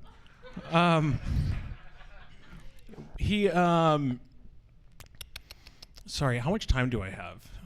1 minute. Oh, shit. Sorry, this is a big, long story. I can't finish. Sorry, I have very bad short-term memory, too, and I fucked myself all off. So, the dog, he needs to get his penis cut off. Basically, the tip of it. And so, he gets the tip of it cut off, and then he has pee coming out of it for like a week. And so, we have the house completely wrapped up in plastic, because there was blood. And now there's pee, and I love him, and I want him to live. And then we get like a knock at the door, and the cops are there. And I realized, like, yeah, we have a trail of blood leading up the stairs from like him going in and outside. And I say, yeah, like holding the dog, trembling as proof. And they say, yeah, we found a shell casing on the property, and we just want to like make sure this isn't connected. I was like, yeah, no, he's just penis. He's kind of chopped off. And he's like, okay, sir, like we don't want to cause any problems. You guys have a good one. Thank you. And like, I mean, it smelled like weed, like oozing out of the house. I was like, there's no fucking way. And they apologized and left. And that's my proof of white privilege for me. So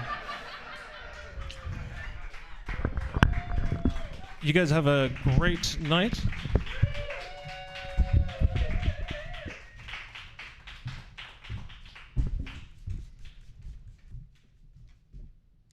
One more time for Chris Foster, everybody. Oh, man, I hope your dog's okay. Yeah, I remember I just kissed the microphone with sanitizer on it. Don't forget your tip money. Yeah, everybody's getting tip money. What a great show. What a great show. Are you ready for your next comedian? She is the reason why this open mic is happening. Ladies and gentlemen, Haley Lenhard Weiss.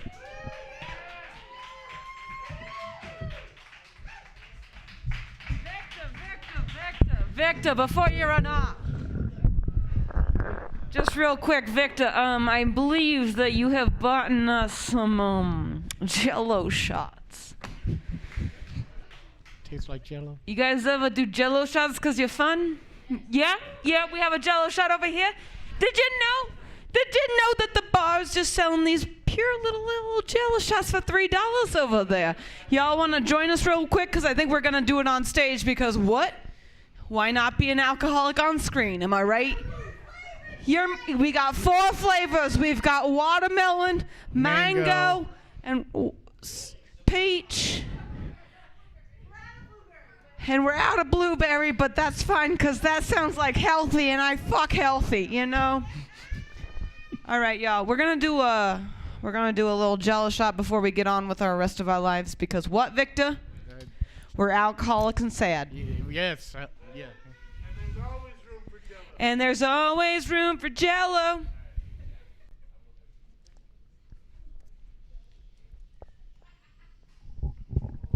That was fun. That was so much fun. Huh? Yes. Yeah, you swallow it. Everybody's been telling me that. I know. It's not as easy as it looks, okay? Sometimes I understand you should just swallow, but it's not that easy. Thank you. Bitch, nah. Give me your dollars. I take your dollars. I'll swallow after. Fuck you. I will swallow after. Really, I want my boyfriend to call me meaner names while we're fucking, but he won't. He'll whisper mean things like, "Oh, you're such a slut. You're such a dirty whore." It's not enough! You gotta yell it so I don't have to say it in the mirror every day, you know? Come on, say you fucking whore. Do something better for your family. Come on, grow up, you adult. You know, just yell it. So I don't, you know. My boyfriend's real nice. That's the problem. No, he's really nice. Super nice. Victor, is this your mic?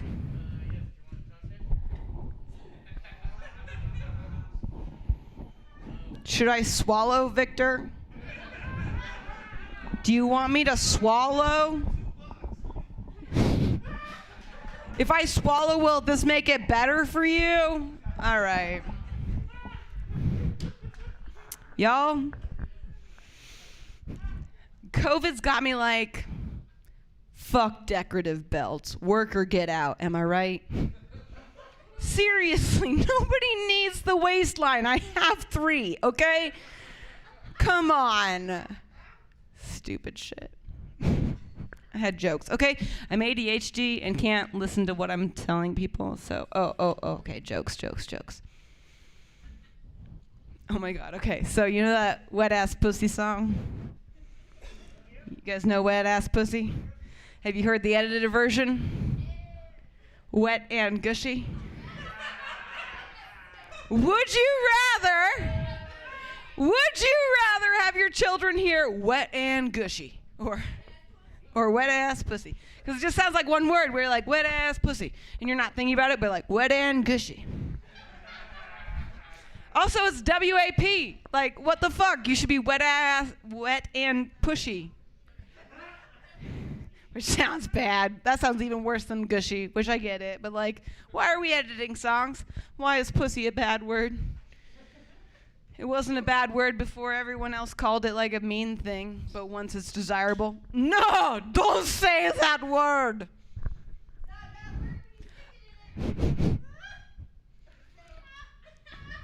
Do you want to be my boyfriend? Can I just record your voice while he fucks me? Wet ass pussy, you know, just really loud. I just want to hear it. I'm an audio lover, you know. I need to hear the description of what you're doing to me. Is that wrong? No, it's my kink. I pee on my own feet in the shower. I don't need you to do that for me. But I need you to call me a slut and spank me real hard. My cousin's here. It's real great. You know what's great is my, it's so good. It's so good. I tested my folks. I tested them. I did a live stream, and they listened. My mom came and hugged me and gave me $10, which I need to give to you for the lounge because you saved my life, apparently. She's very upset. She's like, you don't own a gun, right? You and Eric don't own a gun. I was like, no, Mom, we don't own a gun. I need you to know that I don't want you to own a gun. Which, you don't know her backstory. Yeah, I shouldn't own guns and to be depressed. But, like, I was like, no, I don't own a gun. I will if Trump gets reelected. That's another story. But I have $10 for you. Here's four of them. No, only 2. I will not swallow for $2. This is inflation. Yes, know your worth. Thank you. These slut dollars will stay on the floor.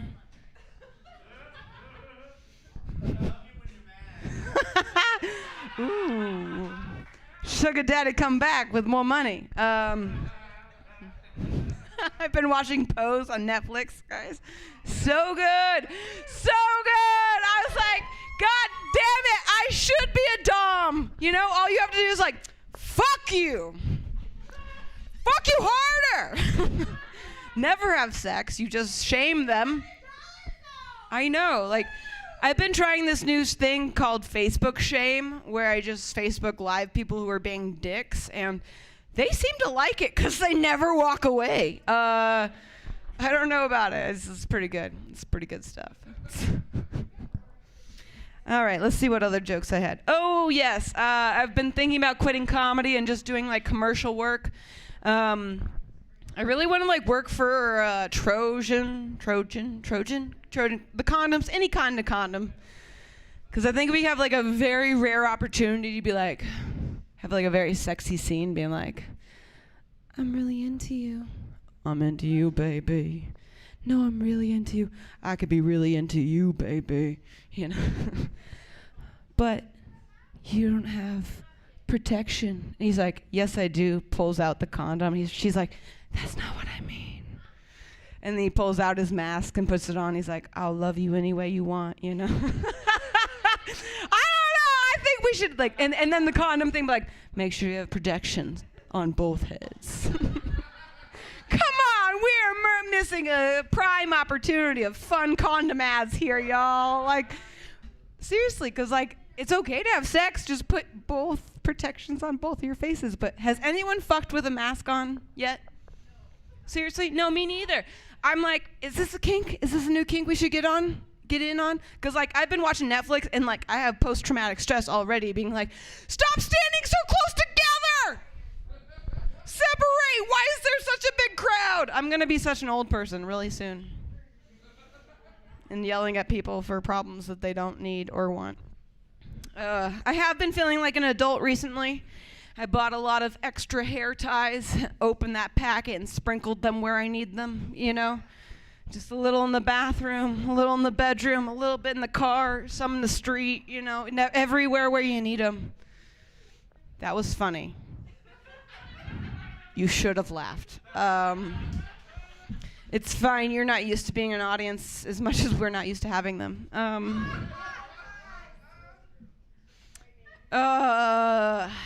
Yes. Also, I've been having work meetings, which means I go and I sit on my computer and people judge how many mustards I have on my laptop. It's fucked up. I'm like, I eat and work. I'm a busy bitch. Fucking lay off, yo.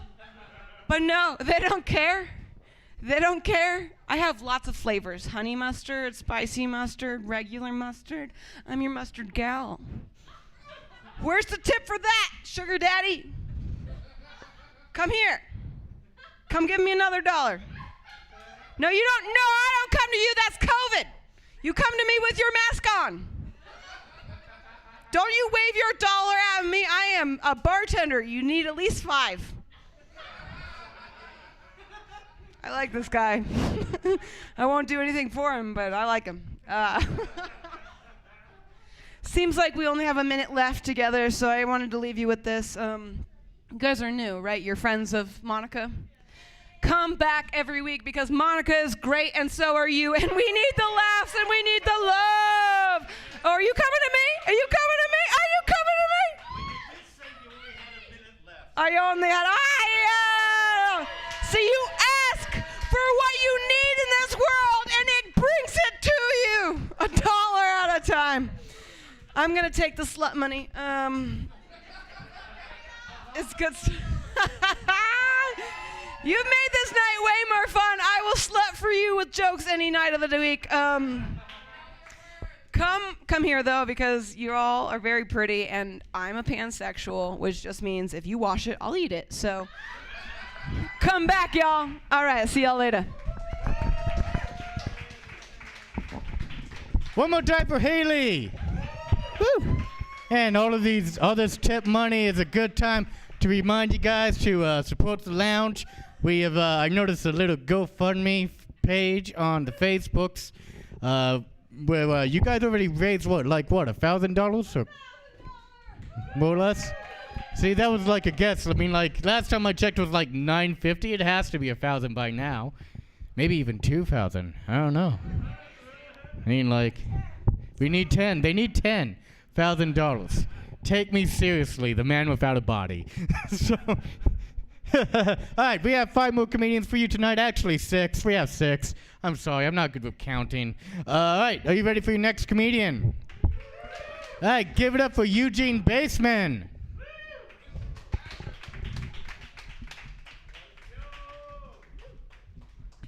It's cool. I think I heard him on Facebook one time say that if he butchers somebody's name, that you get to make fun of him.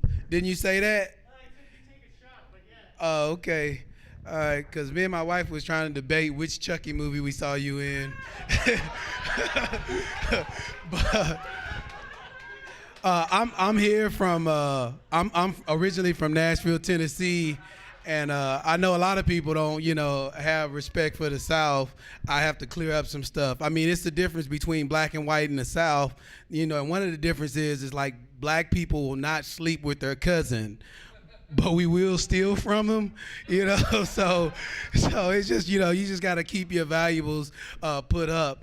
But I came here to figure out what was going on because the pandemic has been a drought on hoes, and I guess I'm not a smart pimp because I thought I'd find a lot of hoes in Idaho, and I hadn't found anything. I was like, I got my Ida pimp hat. I mean, but there are no hoes. You got a lot of hills and valleys and stuff. So I went to a little hike and end up coming across a Black Lives Matters meeting that the Bears were doing. The Black Bears. They didn't got into this protesting and stuff. They decided they weren't going to eat any black people that wander in their woods. But it was cool. Smokey the Bear was there. Yogi the Bear. They even had gummy bears. They were passing around snacks and shit. So I was like, babe, we gotta get out of here before they start, renegotiating where they're gonna eat black people. But I like doing comedy. It's interesting. A lot of people always ask me though, am I mixed because I have green eyes and freckles and stuff? And you can't ask somebody who's a smart at stuff like that. So I'm like, no, I'm white. I just suffer from a disease similar to what Michael Jackson had. As he got older, he got whiter. As I get older, my skin gets me pulled over. They call it niggalago. People start Googling, and I was like, yeah, it's right next to the Chitlin cigarettes. They're like, they have those too? Yeah. I could be in the grocery store and I'll just start messing with people. I saw, they got all these different type of Swisher Sweets, the grape, the strawberry. I'm like, man, where I asked the lady, I was like, hey, can I get 2 of the watermelon and 1 of the chicken cigarillos? And she was like, literally, she turned around. I mean, she looked for about 3 minutes until. And the only reason why it lasted that long is because I was trying to catch my breath. But I was like, y'all may not have it. I'll check the next Walmart, or maybe they have it at the Dollar Tree. And I'm not a big religious person, but it's crazy how much people are into a Dollar Tree. You know what I mean? It's like everybody goes there. I mean, it's like every day. It's like I'd go by and then I'll go inside and I'll just wave at the lady because I know, that that's my place to find peace. $5 and some change and I can get a handful of things, at the Dollar Tree. I told my wife, I was like, we gotta get an energy drink. I'm feeling a little slow motion right now. And so we were gonna go by the Dollar Tree, but I have kids, so I have to be thrifty. I have 8 kids. Most people don't believe that, but I mean, who the hell lies about having 8 kids? You know what I mean? It's like I can't say I have 1 because then I got 7 other motherfuckers that's gonna be mad at me. And so, yeah, I have 8 kids, and they're all a handful. It's kind of like a ghetto Christmas carol, 5 girls, 3 boys, 6 baby mamas, and a partridge and a pear tree. But shit, the only thing I get for Christmas is a box of condoms and a gift card to Amazon. It's like they have vasectomies on there now. I was like, damn, Amazon has vasectomies? I was like, that is crazy. 2-day delivery?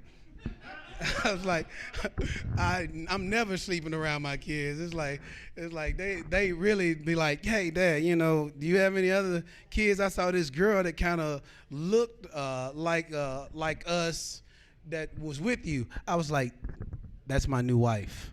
It's like, oh, that's why she's light-skinned. I was like, yeah, she's light-skinned. I was like, yeah, that's your new stepmom. And then they went like, she's got to at least be smarter than you. I was like, yeah, she chose me. That was pretty smart. But we get along fine. It's weird though, because my wife is younger than me, and so when we role play, she wants to do some silly shit, and I'm okay with that because I'm a comedian. So when she tells me to dress up like Pikachu and then gets naked, I'm like, Pika, Pika. I'm like, babe, you got to catch them all. But you guys got to keep up the energy and everything. It's fun. I'm a firefighter. I'm a volunteer firefighter now. I was full-time until my wife got moved here.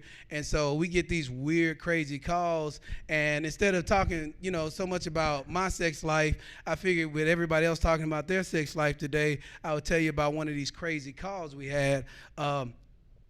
We had this lady who was 65 suffering from a heart attack. So we get in and I'm thinking, man, this is my first EMS call as a firefighter. I gotta get my CPR down, great chest compressions, going over my game plan. I get in there and the lady's sister thought she was dead, so she didn't want to go in the room. And that was understandable. So she said she's in there. We go in there and all you hear was and so I'm like, it looked like she had a third leg. And so they did the checks and lifted up, and she had about 24-inch dildo up under there still going. And the way the rules work is you're not allowed to pull anything out of a body. So so we couldn't pull it out, but she was clearly having some type of heart palpitation. So he's like, I'm finna start CPR. I was like, hold on 1 second. So I find the off button, I turn it off, and she's like, oh my God, I thought that thing was gonna kill me. And I was like, no, ma'am, you still got it. But that's my time, y'all. I'm Eugene Basham. Hey, the last person that gave me $2 got pregnant. Eugene Basham, everybody. Sorry I screwed up your name. I actually used to have a joke about how I cleaned the mic. Oh, that's okay. You know what? If you haven't. No, he can do it. He could do it. Right, he could just climb on up here. Yeah, that's what we do. I was gonna do it for you, but they told me not to.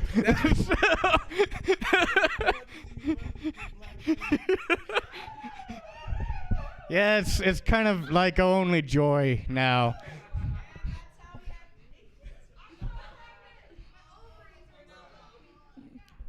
You hear that? They're ovaries.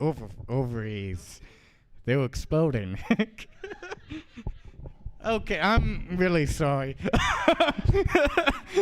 Are you ready for your next comedian? All right, I haven't seen this young man for a while, but he's back here tonight and he looks great. Everybody, Dylan Hunter.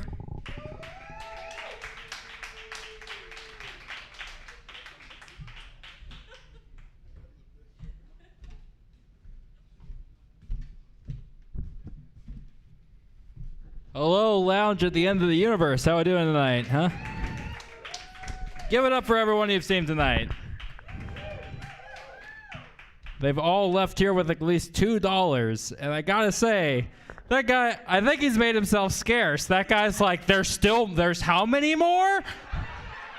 I gotta go to the ATM, like, I don't think he knew what kind of a commitment. He was looking at this open mic like, wow, what a great supportive crowd for these like 5 comedians who are gonna, and slowly just the dawning horror on his face of like, oh, there are like 3 people here and then the rest are comedians.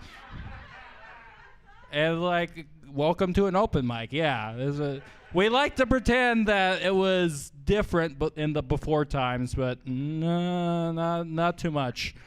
We've just gotten smarter and actually put it online now. Which, I didn't know there was a delay, so like for the first couple minutes I was watching the screen over there like, when did Victor learn ventriloquism?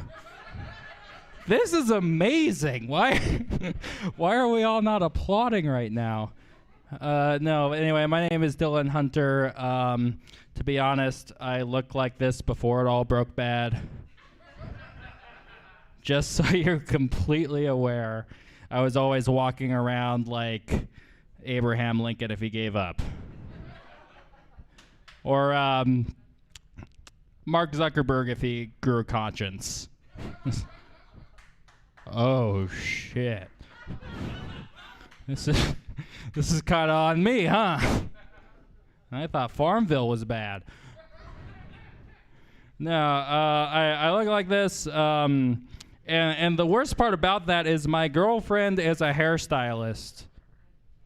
I think she got with me because she is the only person who could look at someone like me and see potential. I don't know. But I haven't let her cut it yet because, you know, it keeps her around. Who knows? No, she's lovely. We met on Tinder. I got on Tinder because sometimes even I forget I look like this. Look, it's not like I think that I'm ugly. It's just that I'm not handsome. Which is like being an oblong pancake, you know? You see one of those on the grill and you're like, I have to apologize to whoever I present this to. And you know what no one says about a pancake. No one ever looks at their Grand Slam from Denny's and says to themselves, well, you know what this needs? More hair. You know, I stand before you all looking like a vegan lumberjack. All of the fur, none of the beef.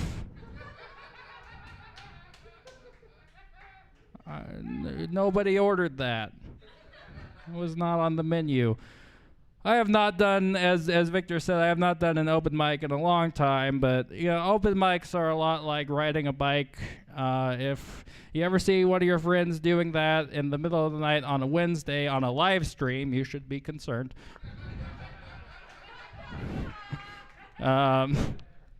It's just like, especially in the rain, you know, as we are coming here live from, what is that, Santa Monica Boulevard? I don't know. That's Savannah. Oh, that's Savannah, Georgia? That is no shit. That is the school that I told my mom I wanted to go to before she said we had no money saved for me to go to college. So I made it. It took comedy got me there finally. Scared. Oh, and to think I wasted my time at the College of Idaho. Yeah, fuck that college. Thank you, Haley. Bring in the boy. And now I got to talk about my dreams, and I got sad again. Damn it. But it's hard right now, you know. I felt weird about doing comedy because it's tragedy plus time, and I feel like we need a big fucking plus sign for a little bit, you know, a little more time. But then something new happened in my life. My parents separated. I am a man child of divorce, which is I don't know if I deserve the same sympathy. If there's one silver lining, it's like I'm pretty sure it's not my fault. Like, I've been moved out for a while now, so if they still want to pin it on me, like, do what you want. Oh, it got weirdly quiet. This is one of those things as a comedian where you're filling out like, am I ready to talk about this? And apparently 3 days is not enough time. A little more of a plus sign on that one, too. Noted. No, it's, but it has got me thinking about, you know, those marriage vows and stuff. You know, people say in sickness and in health. Apparently sickness was not enough underlined for my parents. But it got me thinking about what was the weird motherfucker when they were writing the original, like, marriage vows for, like, the Catholic Church that were like, and health. Got to make sure that people know that they have to stay with their spouse even if they're healthy. Because, you know, some people, they might not be into that. They might be one of those plague kink people, you know, here in the 1300s. We got to make sure if Donnie gets better, you stick with him. Different times we can now maybe relate to. Yikes. You know, it's been a difficult time here in Idaho and the whole world, but here in Idaho we have a resource that I feel like we're not utilizing enough, a voice that we all trust, that we all know and love. The rest of the world doesn't have him. The voice of Jim Zamzo. And in a state where we've been failing to social distance, when I feel like social distance was the original, like, selling point of Idaho. You moved here to get away from everyone, and I don't know why we're having such a problem with the concept now, of all times. But I feel like we should just bring in a trusted voice to let us know what we need to do. I think it would go a little something like this. Hi, this is Jim Zamzo. Here with a reminder to keep yourself socially distanced from people at the grocery store. Remember to keep 6 feet away from somebody at all times. That's at least the length of a grocery cart for those of you distance impaired. Always wear a mask. That means over your nose, because unless you literally breathe from your mouth, you're not doing any good. This is a respiratory virus. It takes an all-natural growth cycle in your lungs. It's very fertile territory there. We need to keep it out of there by using one of these filtration systems known as a fucking piece of cloth over your face. And if you doubt me on this, I will remind you of our company slogan, nobody knows like Zamzos. Thank you. Have a good night.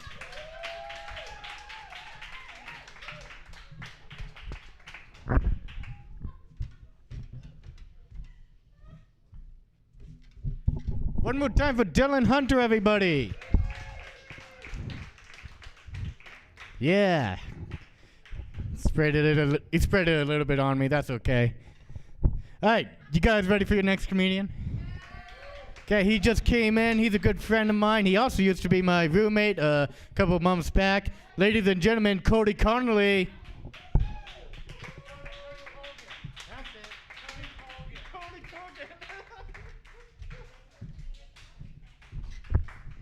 I was such a good roommate that he fucked up my last name. Oh boy, how are all you horny, depressed people doing out there? Woo! Hell yeah. So I think the other day I really existentially bummed out my therapist, which you know, like, I realized it when it was happening, but I didn't realize how much they realized it too, because afterwards they charged me less than usual. Like, I looked in my bank account and was like, huh, that's interesting. But you know, that stuff's been going really well. I'm feeling a lot more mentally healthy now, despite everything going on. I got meds, I got therapy. Everybody should do it. But you know, like, I used to have some suicidal ideations, but I built up like a very good defense mechanism to those over the years, which was whenever I said I want to kill myself, I would just say, "Stop, you silly bitch." You would be surprised at how effective it was. But yeah, enough of that. Because, you know, we're all going through it. Let's move on to the horniest part of the evening. So I'm a queer man, which basically means I'm down with whatever you got going on down there, as long as you don't shave it. And I feel like there's a lot of misconceptions. Ooh, thank you. I didn't know there was tipping. Hell yeah. Is this a drag show all of a sudden? Okay, gotcha. I got here late. I didn't realize the protocol. I thought I was just special. Anyways, if you want these digits, no. But anyways, I feel like there's a lot of misconceptions about, like, bi and pan and queer folks.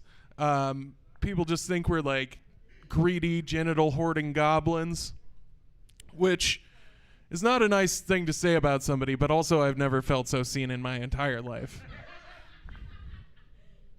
Let me give you a look into my typical Saturday night routine. Welcome to my chamber of genitals.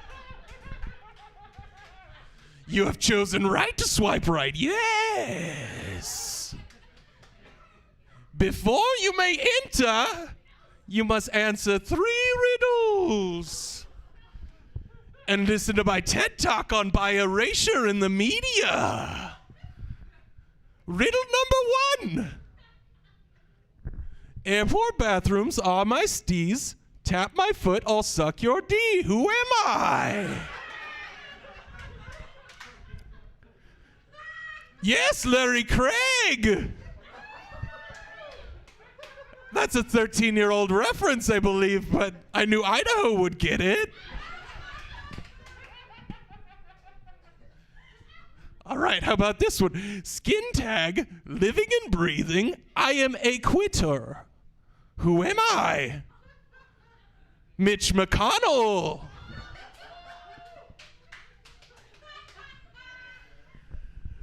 I forgot the 3rd riddle. I'm off my game nowadays. I'm not hoarding mini genitals anymore.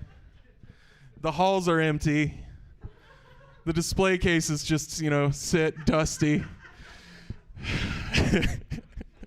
Although, like, I don't know, somebody just randomly hit me up on Facebook Messenger tonight, which was pretty cool.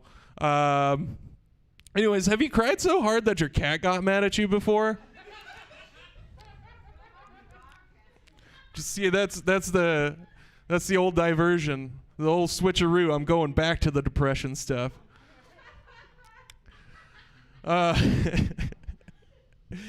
Yeah.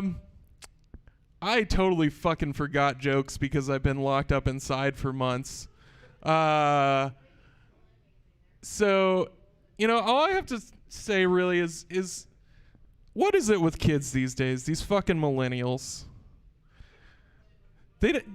Like, I haven't seen millennials fight hand to hand for an amphora full of olive oil. I haven't seen them go on expeditions and die of dysentery. What happened to being a real man, you know? And these Paul brothers, those pranksters on YouTube, they don't know how to do pranks. You know, it used to be back in the day, we'd build a big fucking wooden horse and just like stick a bunch of dudes in it. Just a real monument to equestrian carpentry. And we'd roll it into the neighboring town and just like pop out in the middle of the night, kill a bunch of folks. That was hilarious. What happened to those days? Anyways, if you complain about millennials being too soft, that's what you sound like to me. Thank you. That's it for me. Have a good night.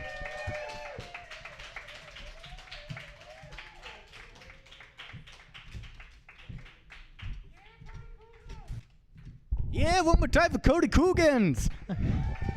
Woo! I am not kidding. It's like I was actually thinking about Larry Craig last night. It's just he came in my mind, you know? I was just like, hey, whatever happened to that guy? I don't even know if he's still alive. You know. But maybe.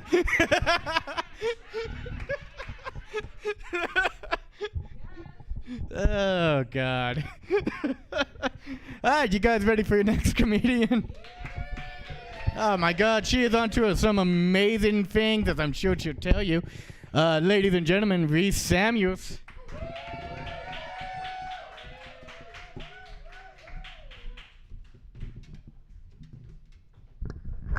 Hello, everyone. You guys still hanging in there? Oh, snap. Thank you. Thank you so much. That paid for one crystal going on my centerpieces for my wedding. Thank you. It did something. So how many of you like to make it as terrifying as possible to leave your own home? Couple of you. Okay, great. I like to do that to myself very often. The other day, I was video chatting with my friend, decided to smoke a bowl, decided to drink 2 cups of coffee, and as I drank those 2 cups of coffee, I realized, I haven't had much to eat today. Maybe I should eat something. A peach is so much food, that'll be enough food in my system for me to drink another cup of coffee. You know what, guess what? Let's add 1 more cup to that. That's fine. Oh no. I have to go outside. I need to leave soon. I have to go outside. Yeah, it's gonna be fun. Hey, you're jacked up on caffeine. We can get into this adventure. Let's do it. Alrighty, we're in a 2-ton moving vehicle. It's fine. It's an adventure. It's totally cool. It's cool. It only could lead to your death, which is your biggest fear. How you doing, buddy? Fuck, do I work today? Luckily, I've never done that to myself and then had to go to work after that, because that would be awful. Like, I do have very high anxiety. It's fantastic. I used to drink a lot in order to cover that. P.S. doesn't help. Wish somebody would have told me that one a few years back, but that's okay.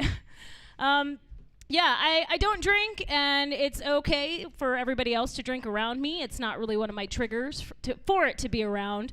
But I will say this, for those of you that don't know that, it's a really good way for me to get out of any social situation that I don't want to be at. Yeah, it's super awesome. And it's like, oh, I'm going to go. Oh, is it the alcohol? Sure. Yep, let's go with that.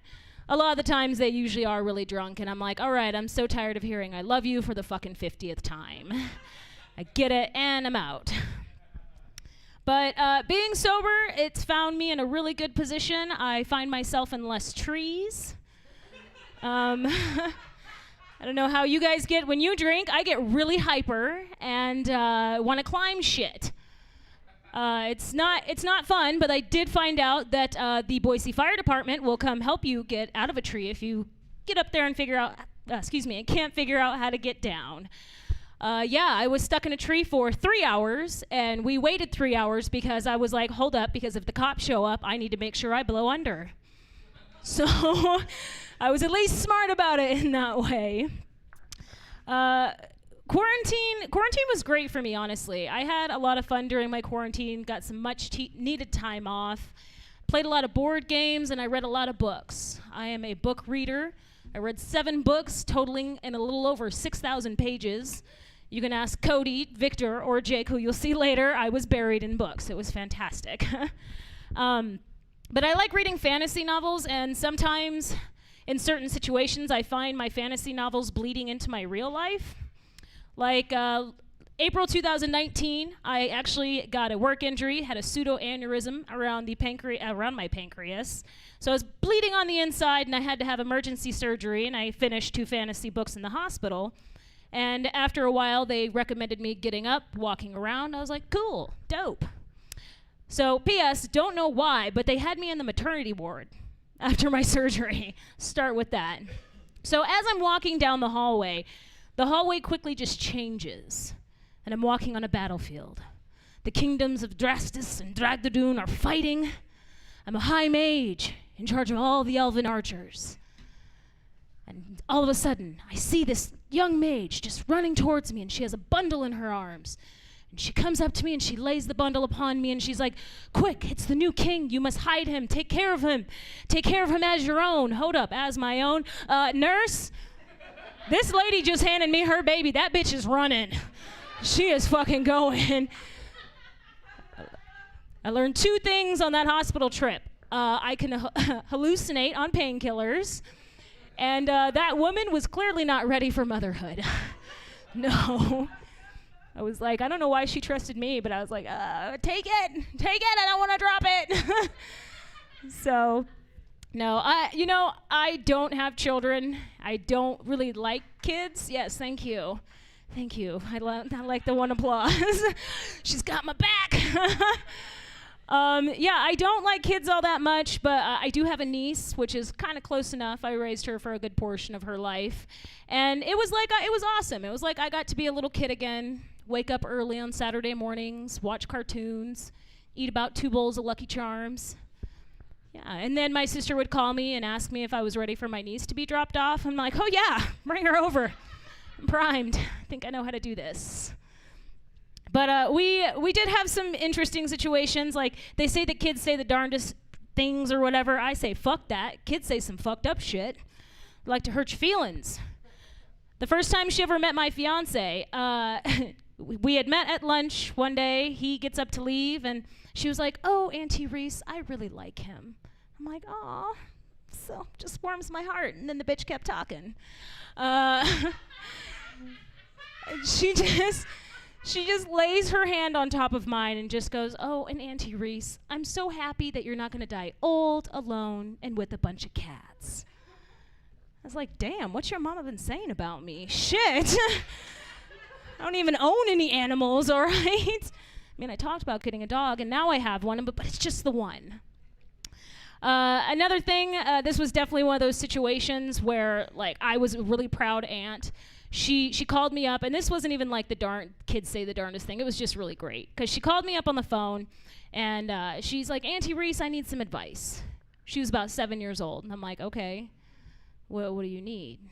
And she was like, how do you beat up a boy without punching him in the dick? And I was like, she said dick and everything too. I was like, damn. Oh, your mama got me as a little kid. I'm so sorry. And I was like, oh, okay, sweetie. Yeah, that's good. Don't do that. So let's go ahead and break this down. You start with her emotions. Just really get them. No, I wasn't allowed to see my niece for a week after that. It's all right. My sister didn't appreciate it. But there was one time where it was like the definite separation of like the young kids versus the older kids. And I remember it was the first time that she said I was on fleek. Yeah, see, I didn't know what that meant, so I thought she called me a like hybrid of a flea and a tick. I'm like, cool, so I travel in packs. I'm really difficult to get rid of, and you may contract a disease from me. No, seriously, what the fuck has your mama been saying about me? I would really love to know. I am gonna leave off with this. There is one thing. There was actually another thing about that hospital trip that was just it was actually a real letdown for me. That was the first time I had ever actually paid for bush work. Yeah, they had to go in through my groin for the surgery, and they fucked my shit all up. I was like, really? Okay, cool. It's like patchy, it's long in the middle, and then my next question is like, what do I do? Do I just get rid of it all and just be itchy all the time, or let it grow out and then trim? I'm asking for advice here, okay? I'm just kidding you all, but thank you all so much for coming out and supporting the Lounge at the End of the Universe. Go to loungeboise.com and donate. Thanks, y'all. One more time for Reese Samuels, everybody. All right, so we have 3 more comedians for you tonight. Just 3 more. I promise that will be it. And then we could all stay here just a little bit longer. Oh my God, I love seeing myself on the screen. It's fun. Okay, so are you ready for your next comedian? He's a very talented man. Ladies and gentlemen, Chris Sundberg.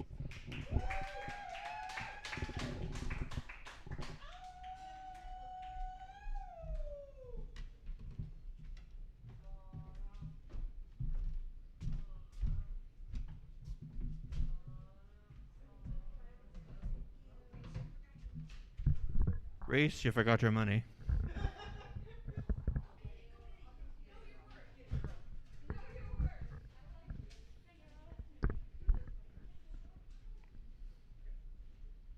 Could I get the hypnotic background?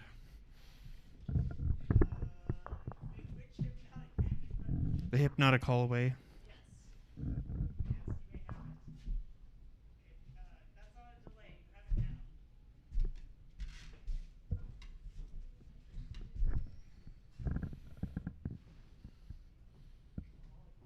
Buy art. Buy art.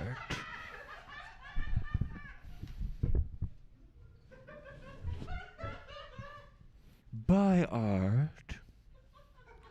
Gotta get the rainy background now.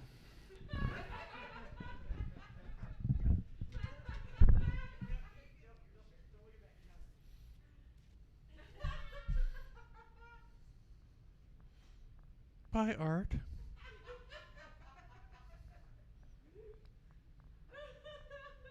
Buy art.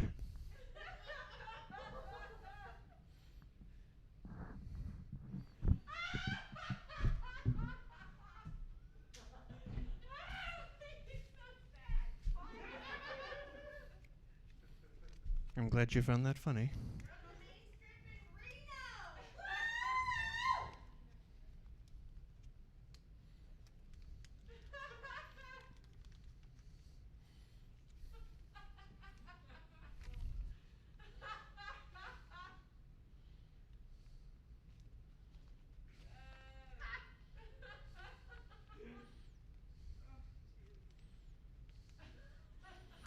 Your savior can't hear you now, Jin.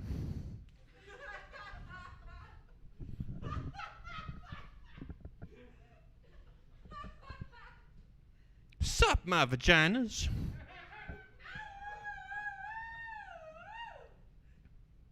My vaginas.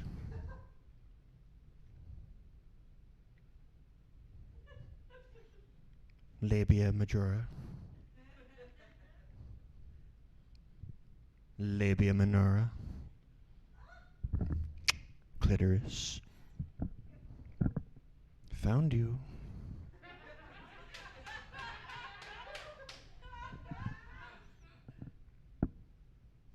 What did you do with your hoodie?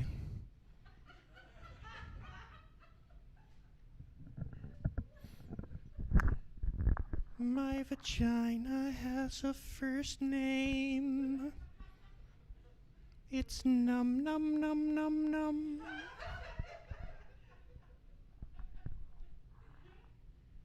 My vagina has a second name.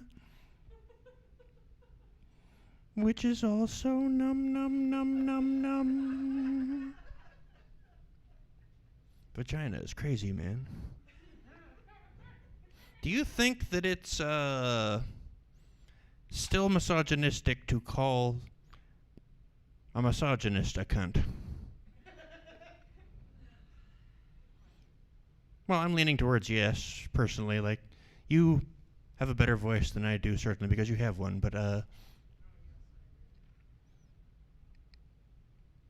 of course, to be fair, I'm kind of confused because I wouldn't mind be called to.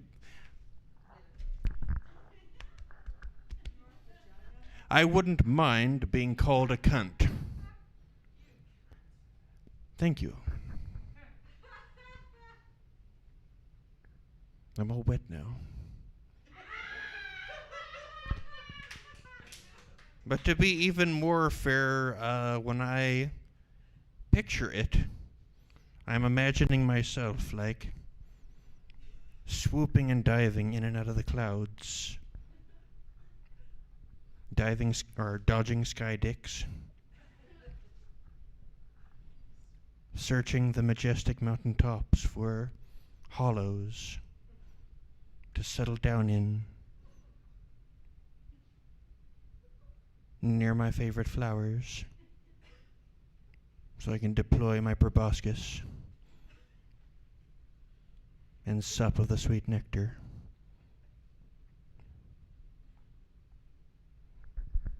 I'm glad you didn't find that funny, because that's serious shit.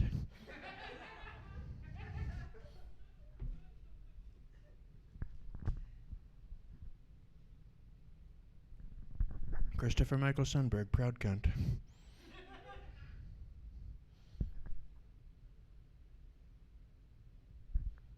I think most everybody left, so I don't know what material I haven't done in a while for you guys.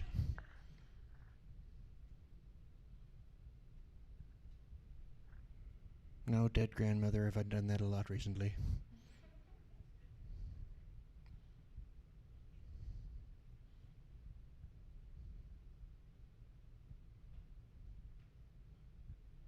I'm not actually thinking, I'm just staring.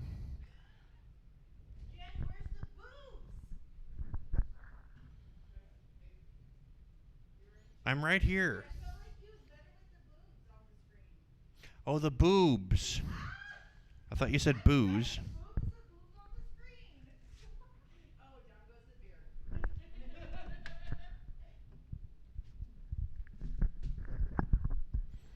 It's alright, I have notes online.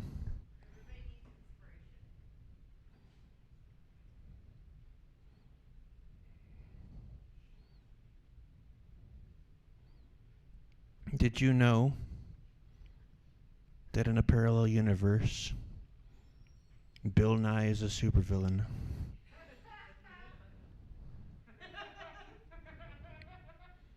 He is known for his elaborate, paradigm-challenging, riddle-ish. What words did I use?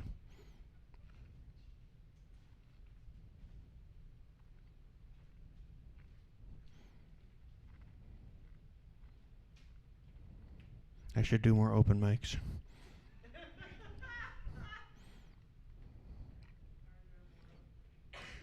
He is known for his elaborate paradigm-bending and whimsically educational traps.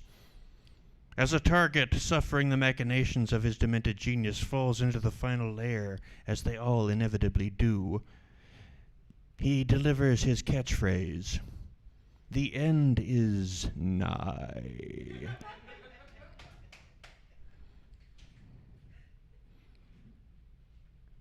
When Sylvester of Cat fame dies,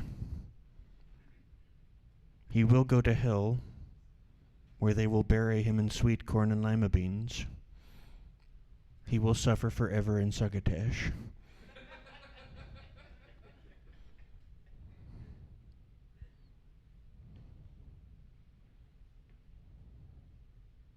When a door closes, God opens a window because God thinks it's smelly in here and doesn't appreciate how you keep trying to hotbox him in your funk.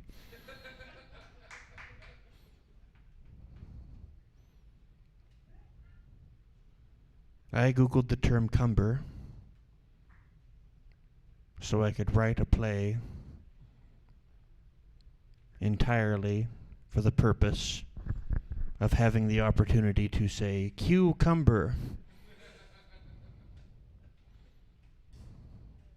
That one needs to work.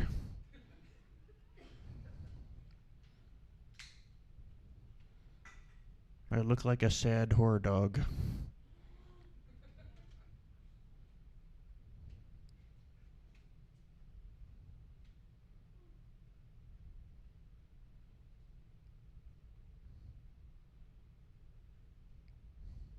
All right, foolproof plan for taking over the world.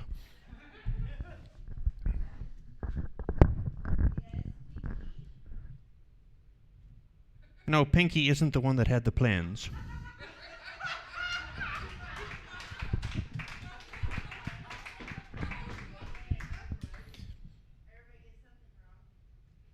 Especially Pinky, but never mind. Step 1. Get a long little doggy. And step 2, fuck step 2, you have a long little doggy, what are you worried about? Now's the part where I trail off awkwardly.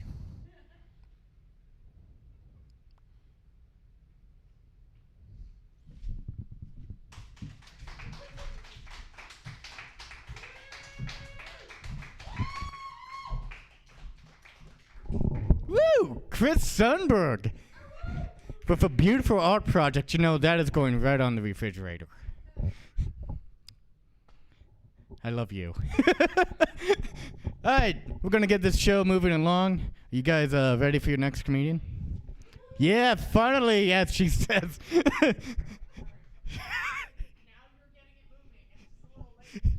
I know, right? Yeah, we're gonna get things moving. Maybe we'll bring them back. All right, ladies and gentlemen, Jen Adams.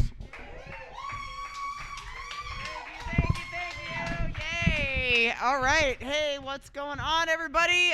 Thank you for tuning in live stream land. Thank you to all of the comedians who are still willing to brave open mic, which these days is really just the equivalent of staring in your mirror with a fucking hairbrush in your hand and pretending it's a microphone. While several of your drunk friends are like, no, it's really good. Dude, where's my underwear? I don't know what kind of parties you guys go to, but mine are amazing.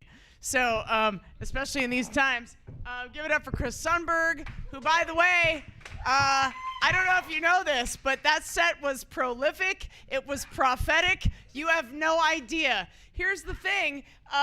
People only want to see what is forbidden.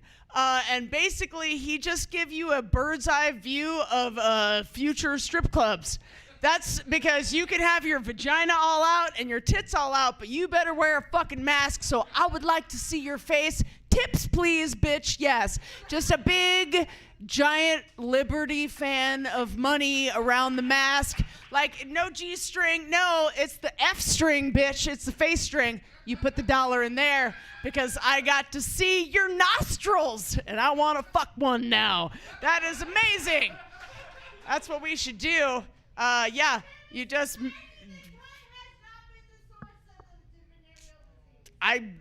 she's holding a feminist meeting in the back right now after the show about how there's a lot of the C word being thrown around tonight, you guys, and I am perfectly and wonderfully accepting of that because cunt is where I arrived once I hit my 30s. Past bitch in my 20s, and I was like, going for cunt. Here we go. It's a beautiful place to be. You're welcome for the Jell-O shots, I guess, that are the lounge. We added those. I can't take credit for that. That's my business partner who's like, you know what people really like? They like alcohol in a semi-liquid form. So we should give that to them. It never occurred to me to have those. Don't like Jell-O. Also, Jell-O shots is the kind of thing you do in college, right? Right, yeah. So I never went to college because I'd already been raped. So I felt like I had the college experience already anyway. So that never happened. Also, it's gross. You know what I mean? Like, it just, like, Like you try to fucking, you're just trying to get it, and then you have to start the side, and then you get it in there, and then it's like chunky and wet. It kind of feels like you just blew a guy that hadn't come in a long time. So really, okay, there. Or do you save a little for you? Just you take it out, you stick it under your chair for later. Whatever you have to do, you do that. And that's where they're like, don't sit on that, you'll get pregnant. It's because somebody stored a Jell-O shot, and then next thing you know, you sat on it. That happens. It's funny because I've been doing comedy long enough that when people start talking about stuff, I'm like, oh shit, I just remembered a joke from like 20 years ago. I should write that down and just see if it's still funny, right? Just dig it up out of the fucking archives. It's got a original fucking edition of the Declaration of Independence on the back of it, but I'm still gonna tell the joke because it could vote. So, no. So I think it was Haley was talking about people dirty talking, during sex, which I am a fan of. I'm a huge fan of just like, oh, that's right, you put it between my tits, like you just get it however you want to get freaky, get nasty, whatever. But if you egg me on, like in the wrong way, like if you're like, oh, that sounds really good, like how about some more, whatever, great. But like, don't give me directorial notes during sex, because all you're gonna do is piss me off and make me rebellious. Like that's all that's gonna happen, right? Like this was literally a voting joke ago that somebody was like, oh God, yeah, you're talking dirty, it's so good, you know what, don't talk dirty to me, talk nasty to me, right? Like, and I'm just like, okay, you know what, I was fine with dirty talking you. I'm talking about my wet vagina, like just all of the, most dirty things you can think of. Like, no, I want you to be really nasty, right? I lost my temper and I was like, fine. You want me to be nasty? Great. You have a little dick and your sister's a cunt. How about that? Is that how fucking nasty is that, motherfucker? You hard now?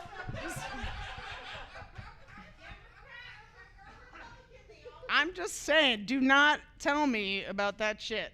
All right, so, yeah, I don't, yeah, fucking with masks on. That's an interest, right? I mean, some of us were alive when Eyes Wide Shut came out. I think that's just really, you're just talking about, I don't know, like the Edwardian period. Everybody's fucking with masks on because nobody wants to know who the syphilis came from. And the answer is always Trump. I don't know. He time traveled and he gave everybody syphilis, and now he runs the country and everybody has syphilis of the mind. That's just me stalling while I figure out what the hell I was trying to say. Oh, right. So, fucking with masks on because everyone's like, oh, well, has anyone tried it yet? That's kind of weird, whatever. All I have to say is find your friends who are in their 50s and 60s where one of those partners has a CPAP machine, and they'll be like, quit being such a little bitch. Like, you want to fuck with the mask on? There you go. Yeah.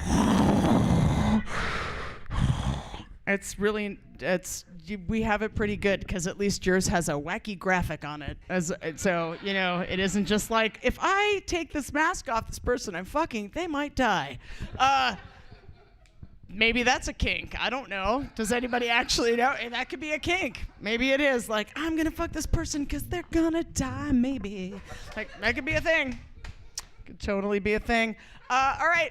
So, I was just thinking about this when I was trying to sleep last night, but I took the wrong kind of edible. I took the one where you stay awake and you can't stop thinking instead of the one where you're trying to go to sleep.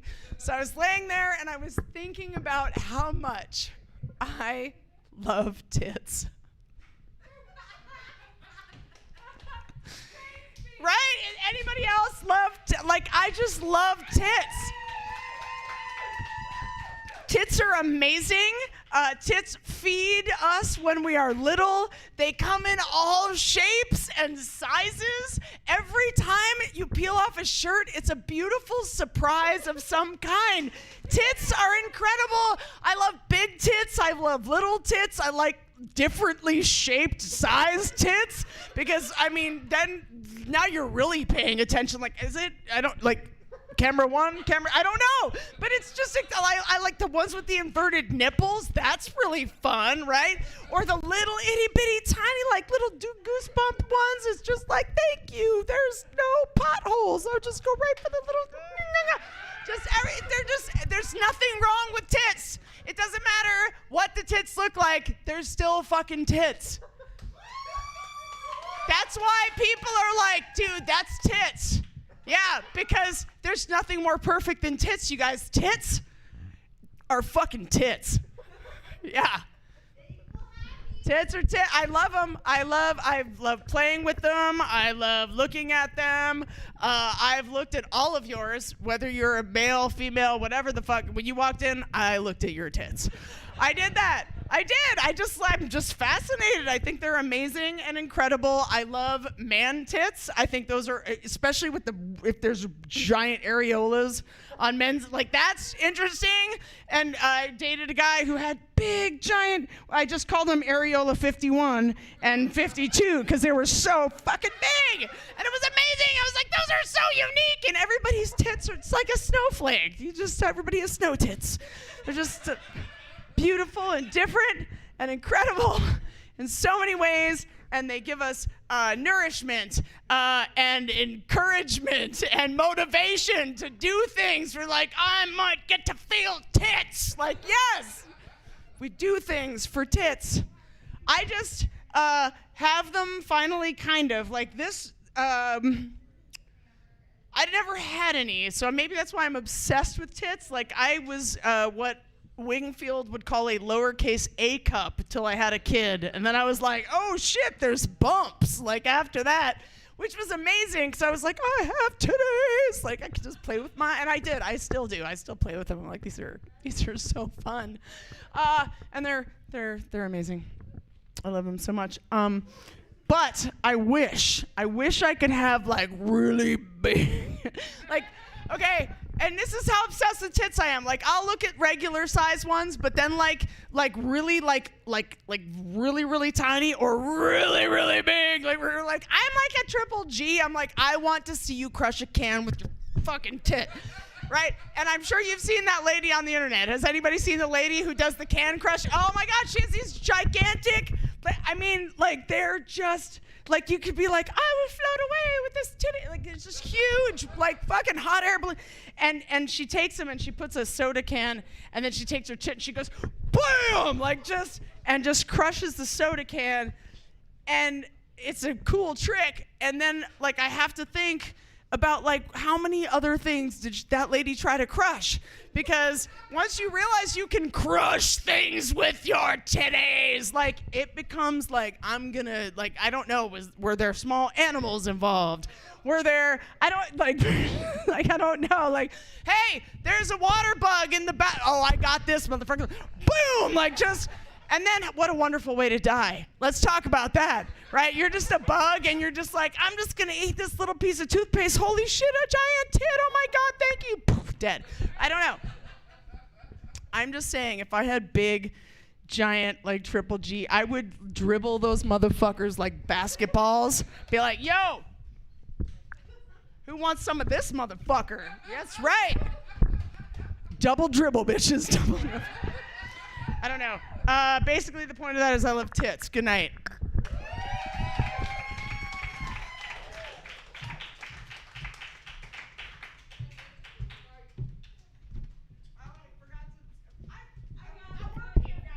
It's okay. You also forgot your $2. That is. All right. We have one more comedian for you tonight, and then afterwards we're doing karaoke. I know, right? Surprise.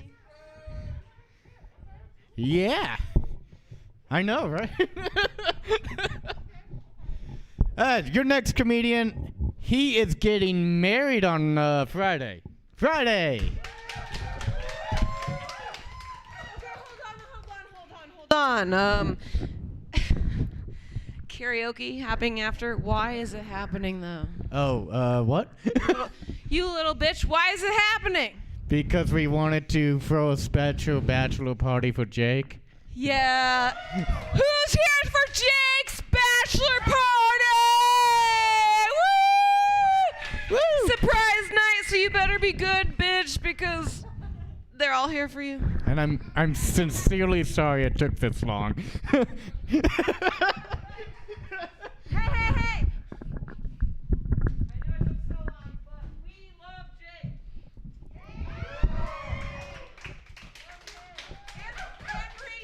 Henry.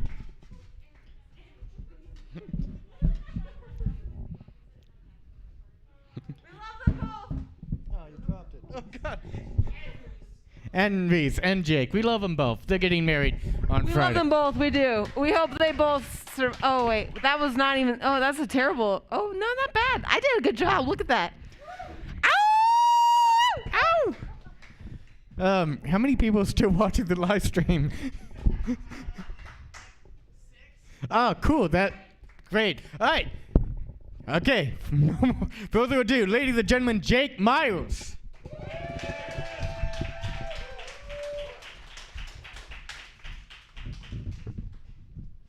Hey everybody. So I told Victor to tell everybody that it's my first time. It's great. Like, I've never even been to an open mic before. Has anybody else not been to an open mic? I was kind of expecting the bartender to say something. Just because obviously she's never been to an open mic. Usually the person with the microphone gets to talk. Thank you. That was my TED Talk. All right. I've written a couple more shit. They're jokes, probably shitty jokes, over this quarantine thing. Let's try them out. Okay. So sometimes I think I'm ambidextrous, but then I just remember that I'm really high. Crushing it. Okay. In that movie, Toy Story, when Woody says there's a snake in my boot, was that a dick joke? Haha, it's a knee slapper. I told you. I have the microphone. Thanks, Daddy.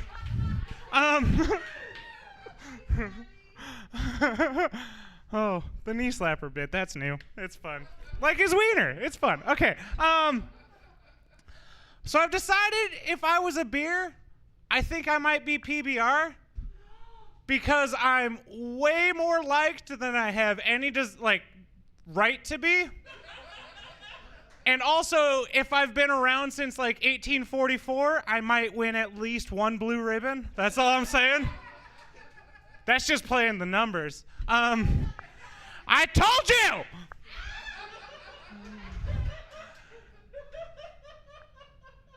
Did you guys hear about that 65-year-old archaeologist who dated a teenager? I know. Turns out she was almost 2 million years old. It was a huge find for the community. Yes! Carbon dating! That's right, science and fun. We're learning and growing. Awesome. I told you! That's in... I told you! Why are so many witches hanging out in circles at night? It just makes seance. Yes! Wordplay! Out of left field. You're welcome. Why are so many people holding their hands like this? The answer may shock you. Yes! Fucking internet humor too? Where am I going next? Probably more dick jokes. I'm just kidding. This one's about nerd stuff. If the Joker really wanted to defeat Batman, he would start a grassroots organization aimed at fixing Gotham City's air quality, thus leaving the bat signal useless. Thank you for coming to my TED Talk. All right. Take it back for the peeper, Joker. Peeper. I said peeper. What did I tell you? Ah! This is my night, and you're ruining it, Karen. I know your name is Monica. That was on purpose.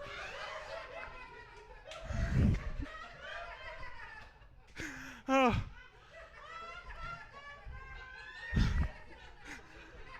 So I really wish that there was 70 minutes in an hour. Oh, God. I guess you can have that one. I wish there was 70 minutes in an hour Because then, at least twice a day, every clock would read 666. Oh, eat your heart out, 1111. The Dark Lord answers my prayers. What do we want? 70 minutes in an hour. When do we want them? Hail Satan. That's right. All right. Back on board.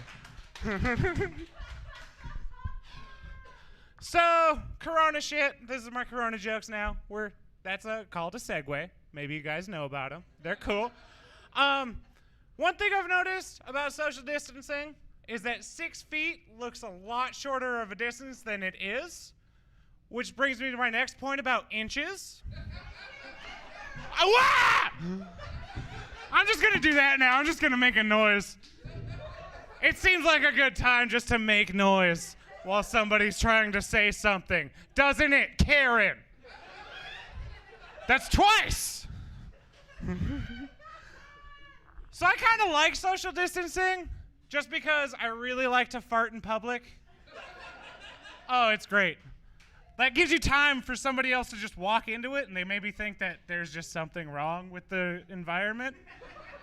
It's like a smoke bomb, basically. You know? You guys know. Oh, God. So I read an article over quarantine that said that eating good cheese affects the same part of the brain as hard drugs, which is great news, you guys. You guys know how expensive good cheese is? Yeah! Oh, take me to Paris up in here. That's what I'm saying. This is a rehash from an old bit, but I think it's pretty fun. You guys, I'm super hungry. I don't think I can eat a whole horse, but I could definitely eat part of a horse. That's what I'm saying. Tough times. Okay, whatever. Eric owes me $5. Haley, Eric owes me $5. I don't know you.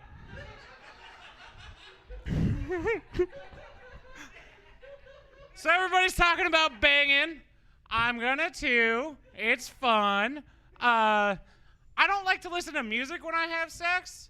I prefer to watch movies. My favorite one is Ghostbusters, because busting makes me feel good. Ha-ha! You thought it wasn't a music joke? It was! Take that, Karen. It feels forced now to call her Karen. I know her name's Monica. You all know I know her name's Monica. All right, that was my last joke. Thank you all for being here. I started seeing all my friends show up, and I was like, what the hell's going on?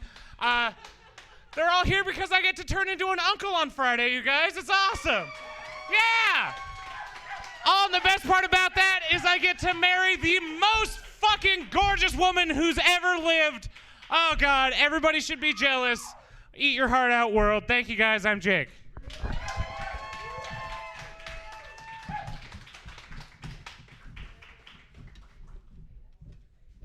One more time for Jake Miles. Don't forget your $2. Woo! Everybody got $2 tonight except for me. Awesome. That's great. I'm happy for you. I'm happy for all of you. Okay, karaoke is next. I don't know when we're going to start that. I don't know if we're going to live stream it. I don't know. No live streaming. You do not get to see this. Like, all right, that is our show. Be sure to get home safe. If you're driving, we're live streaming.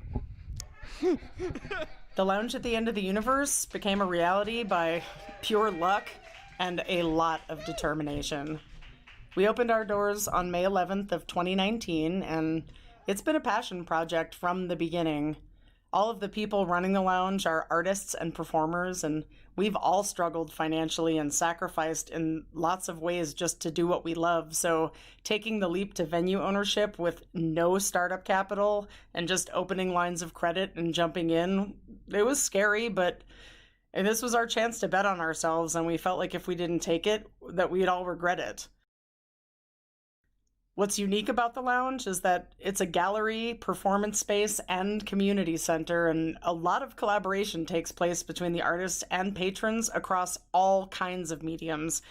Someone will get an idea, and the community that we've built will just jump in on it. They help each other and grow that idea into an art show or performance, or most of the time, both. And we're all here because we're passionate about the arts. I mean, all of the arts. We have comedians and filmmakers. We have musicians, painters, magicians, DJs, aerialists, MCs, and local theater companies that are all involved in lifting each other up in the community and in supporting each other in their pursuits of creativity. Some of the shows we've put on have been stand-up comedy, but in the middle of a visual arts gallery show, which gives people a chance to experience something they weren't expecting. At some of our more visual arts focused shows, we've had aerial performances or rappers. We incorporate local culinary artists. We have a pun slam anybody can sign up to do if they love wordplay. We have story nights, and we invite people from the community to get up and share their stories with each other. We have a comic book exchange, and we have weird coloring books for people to just come in, pick something that appeals to them, and then sit down and color. We have art classes and workshops. We do events for families where they can come and engage in their own creativity through a group art project or event. Having a way to express yourself creatively is for everyone, not just for professional artists. None of us started this for the money. We saw an opportunity to build a strong arts community and to share that with the larger community around us, and that is our core value, community. And because of that, we regularly donate our space to nonprofit organizations. We help put together fundraisers to help other people struggling in our community. We hold coat drives and food drives and raise money for women and children's organizations, for environmental causes, for social justice issues, and for the LGBTQ community. When the pandemic happened, we had to completely close. All of what was sustaining us for only 10 months into opening was gone. March 13th, we shut our doors. Because we're a brand new business, we didn't qualify for a lot of the government programs that were being rolled out. We moved all of our shows to a live stream format, and we've been streaming on Facebook, YouTube, and Twitch. We wanted people to have entertainment and arts during the stay-at-home order, and while we waited to see if there was any government money for us, we asked people at home if they were able to buy a virtual donation ticket, and then we gave that money to the performers because they suddenly had no way to make money either, with all of the other venues closing their doors as well. And right now, we're just hoping to catch up on our bills. We didn't expect this pandemic to be going into its 6th month. We need help to survive this, and we're asking that even if you can't give much, if enough people give a little, it could help us get through this, to keep creating shows for everybody, and to still be standing when we get back to life as we've known it. Please head over to our Facebook page or YouTube channel and watch all of the shows we've been doing. They're up there for everybody. Become a Patreon member if you want to give us a little monthly push. We will keep making content for everybody to enjoy. For us, this is a matter of our survival. A lot of us have spent our whole lives giving to the arts, and if this ship sinks, well, we'll all keep playing until the water rises over our heads, because that's who we are. And that's how much we love creating. For you, for each other, and for our whole community. Thank you for taking some time to watch this video, and thank you for whatever you can give.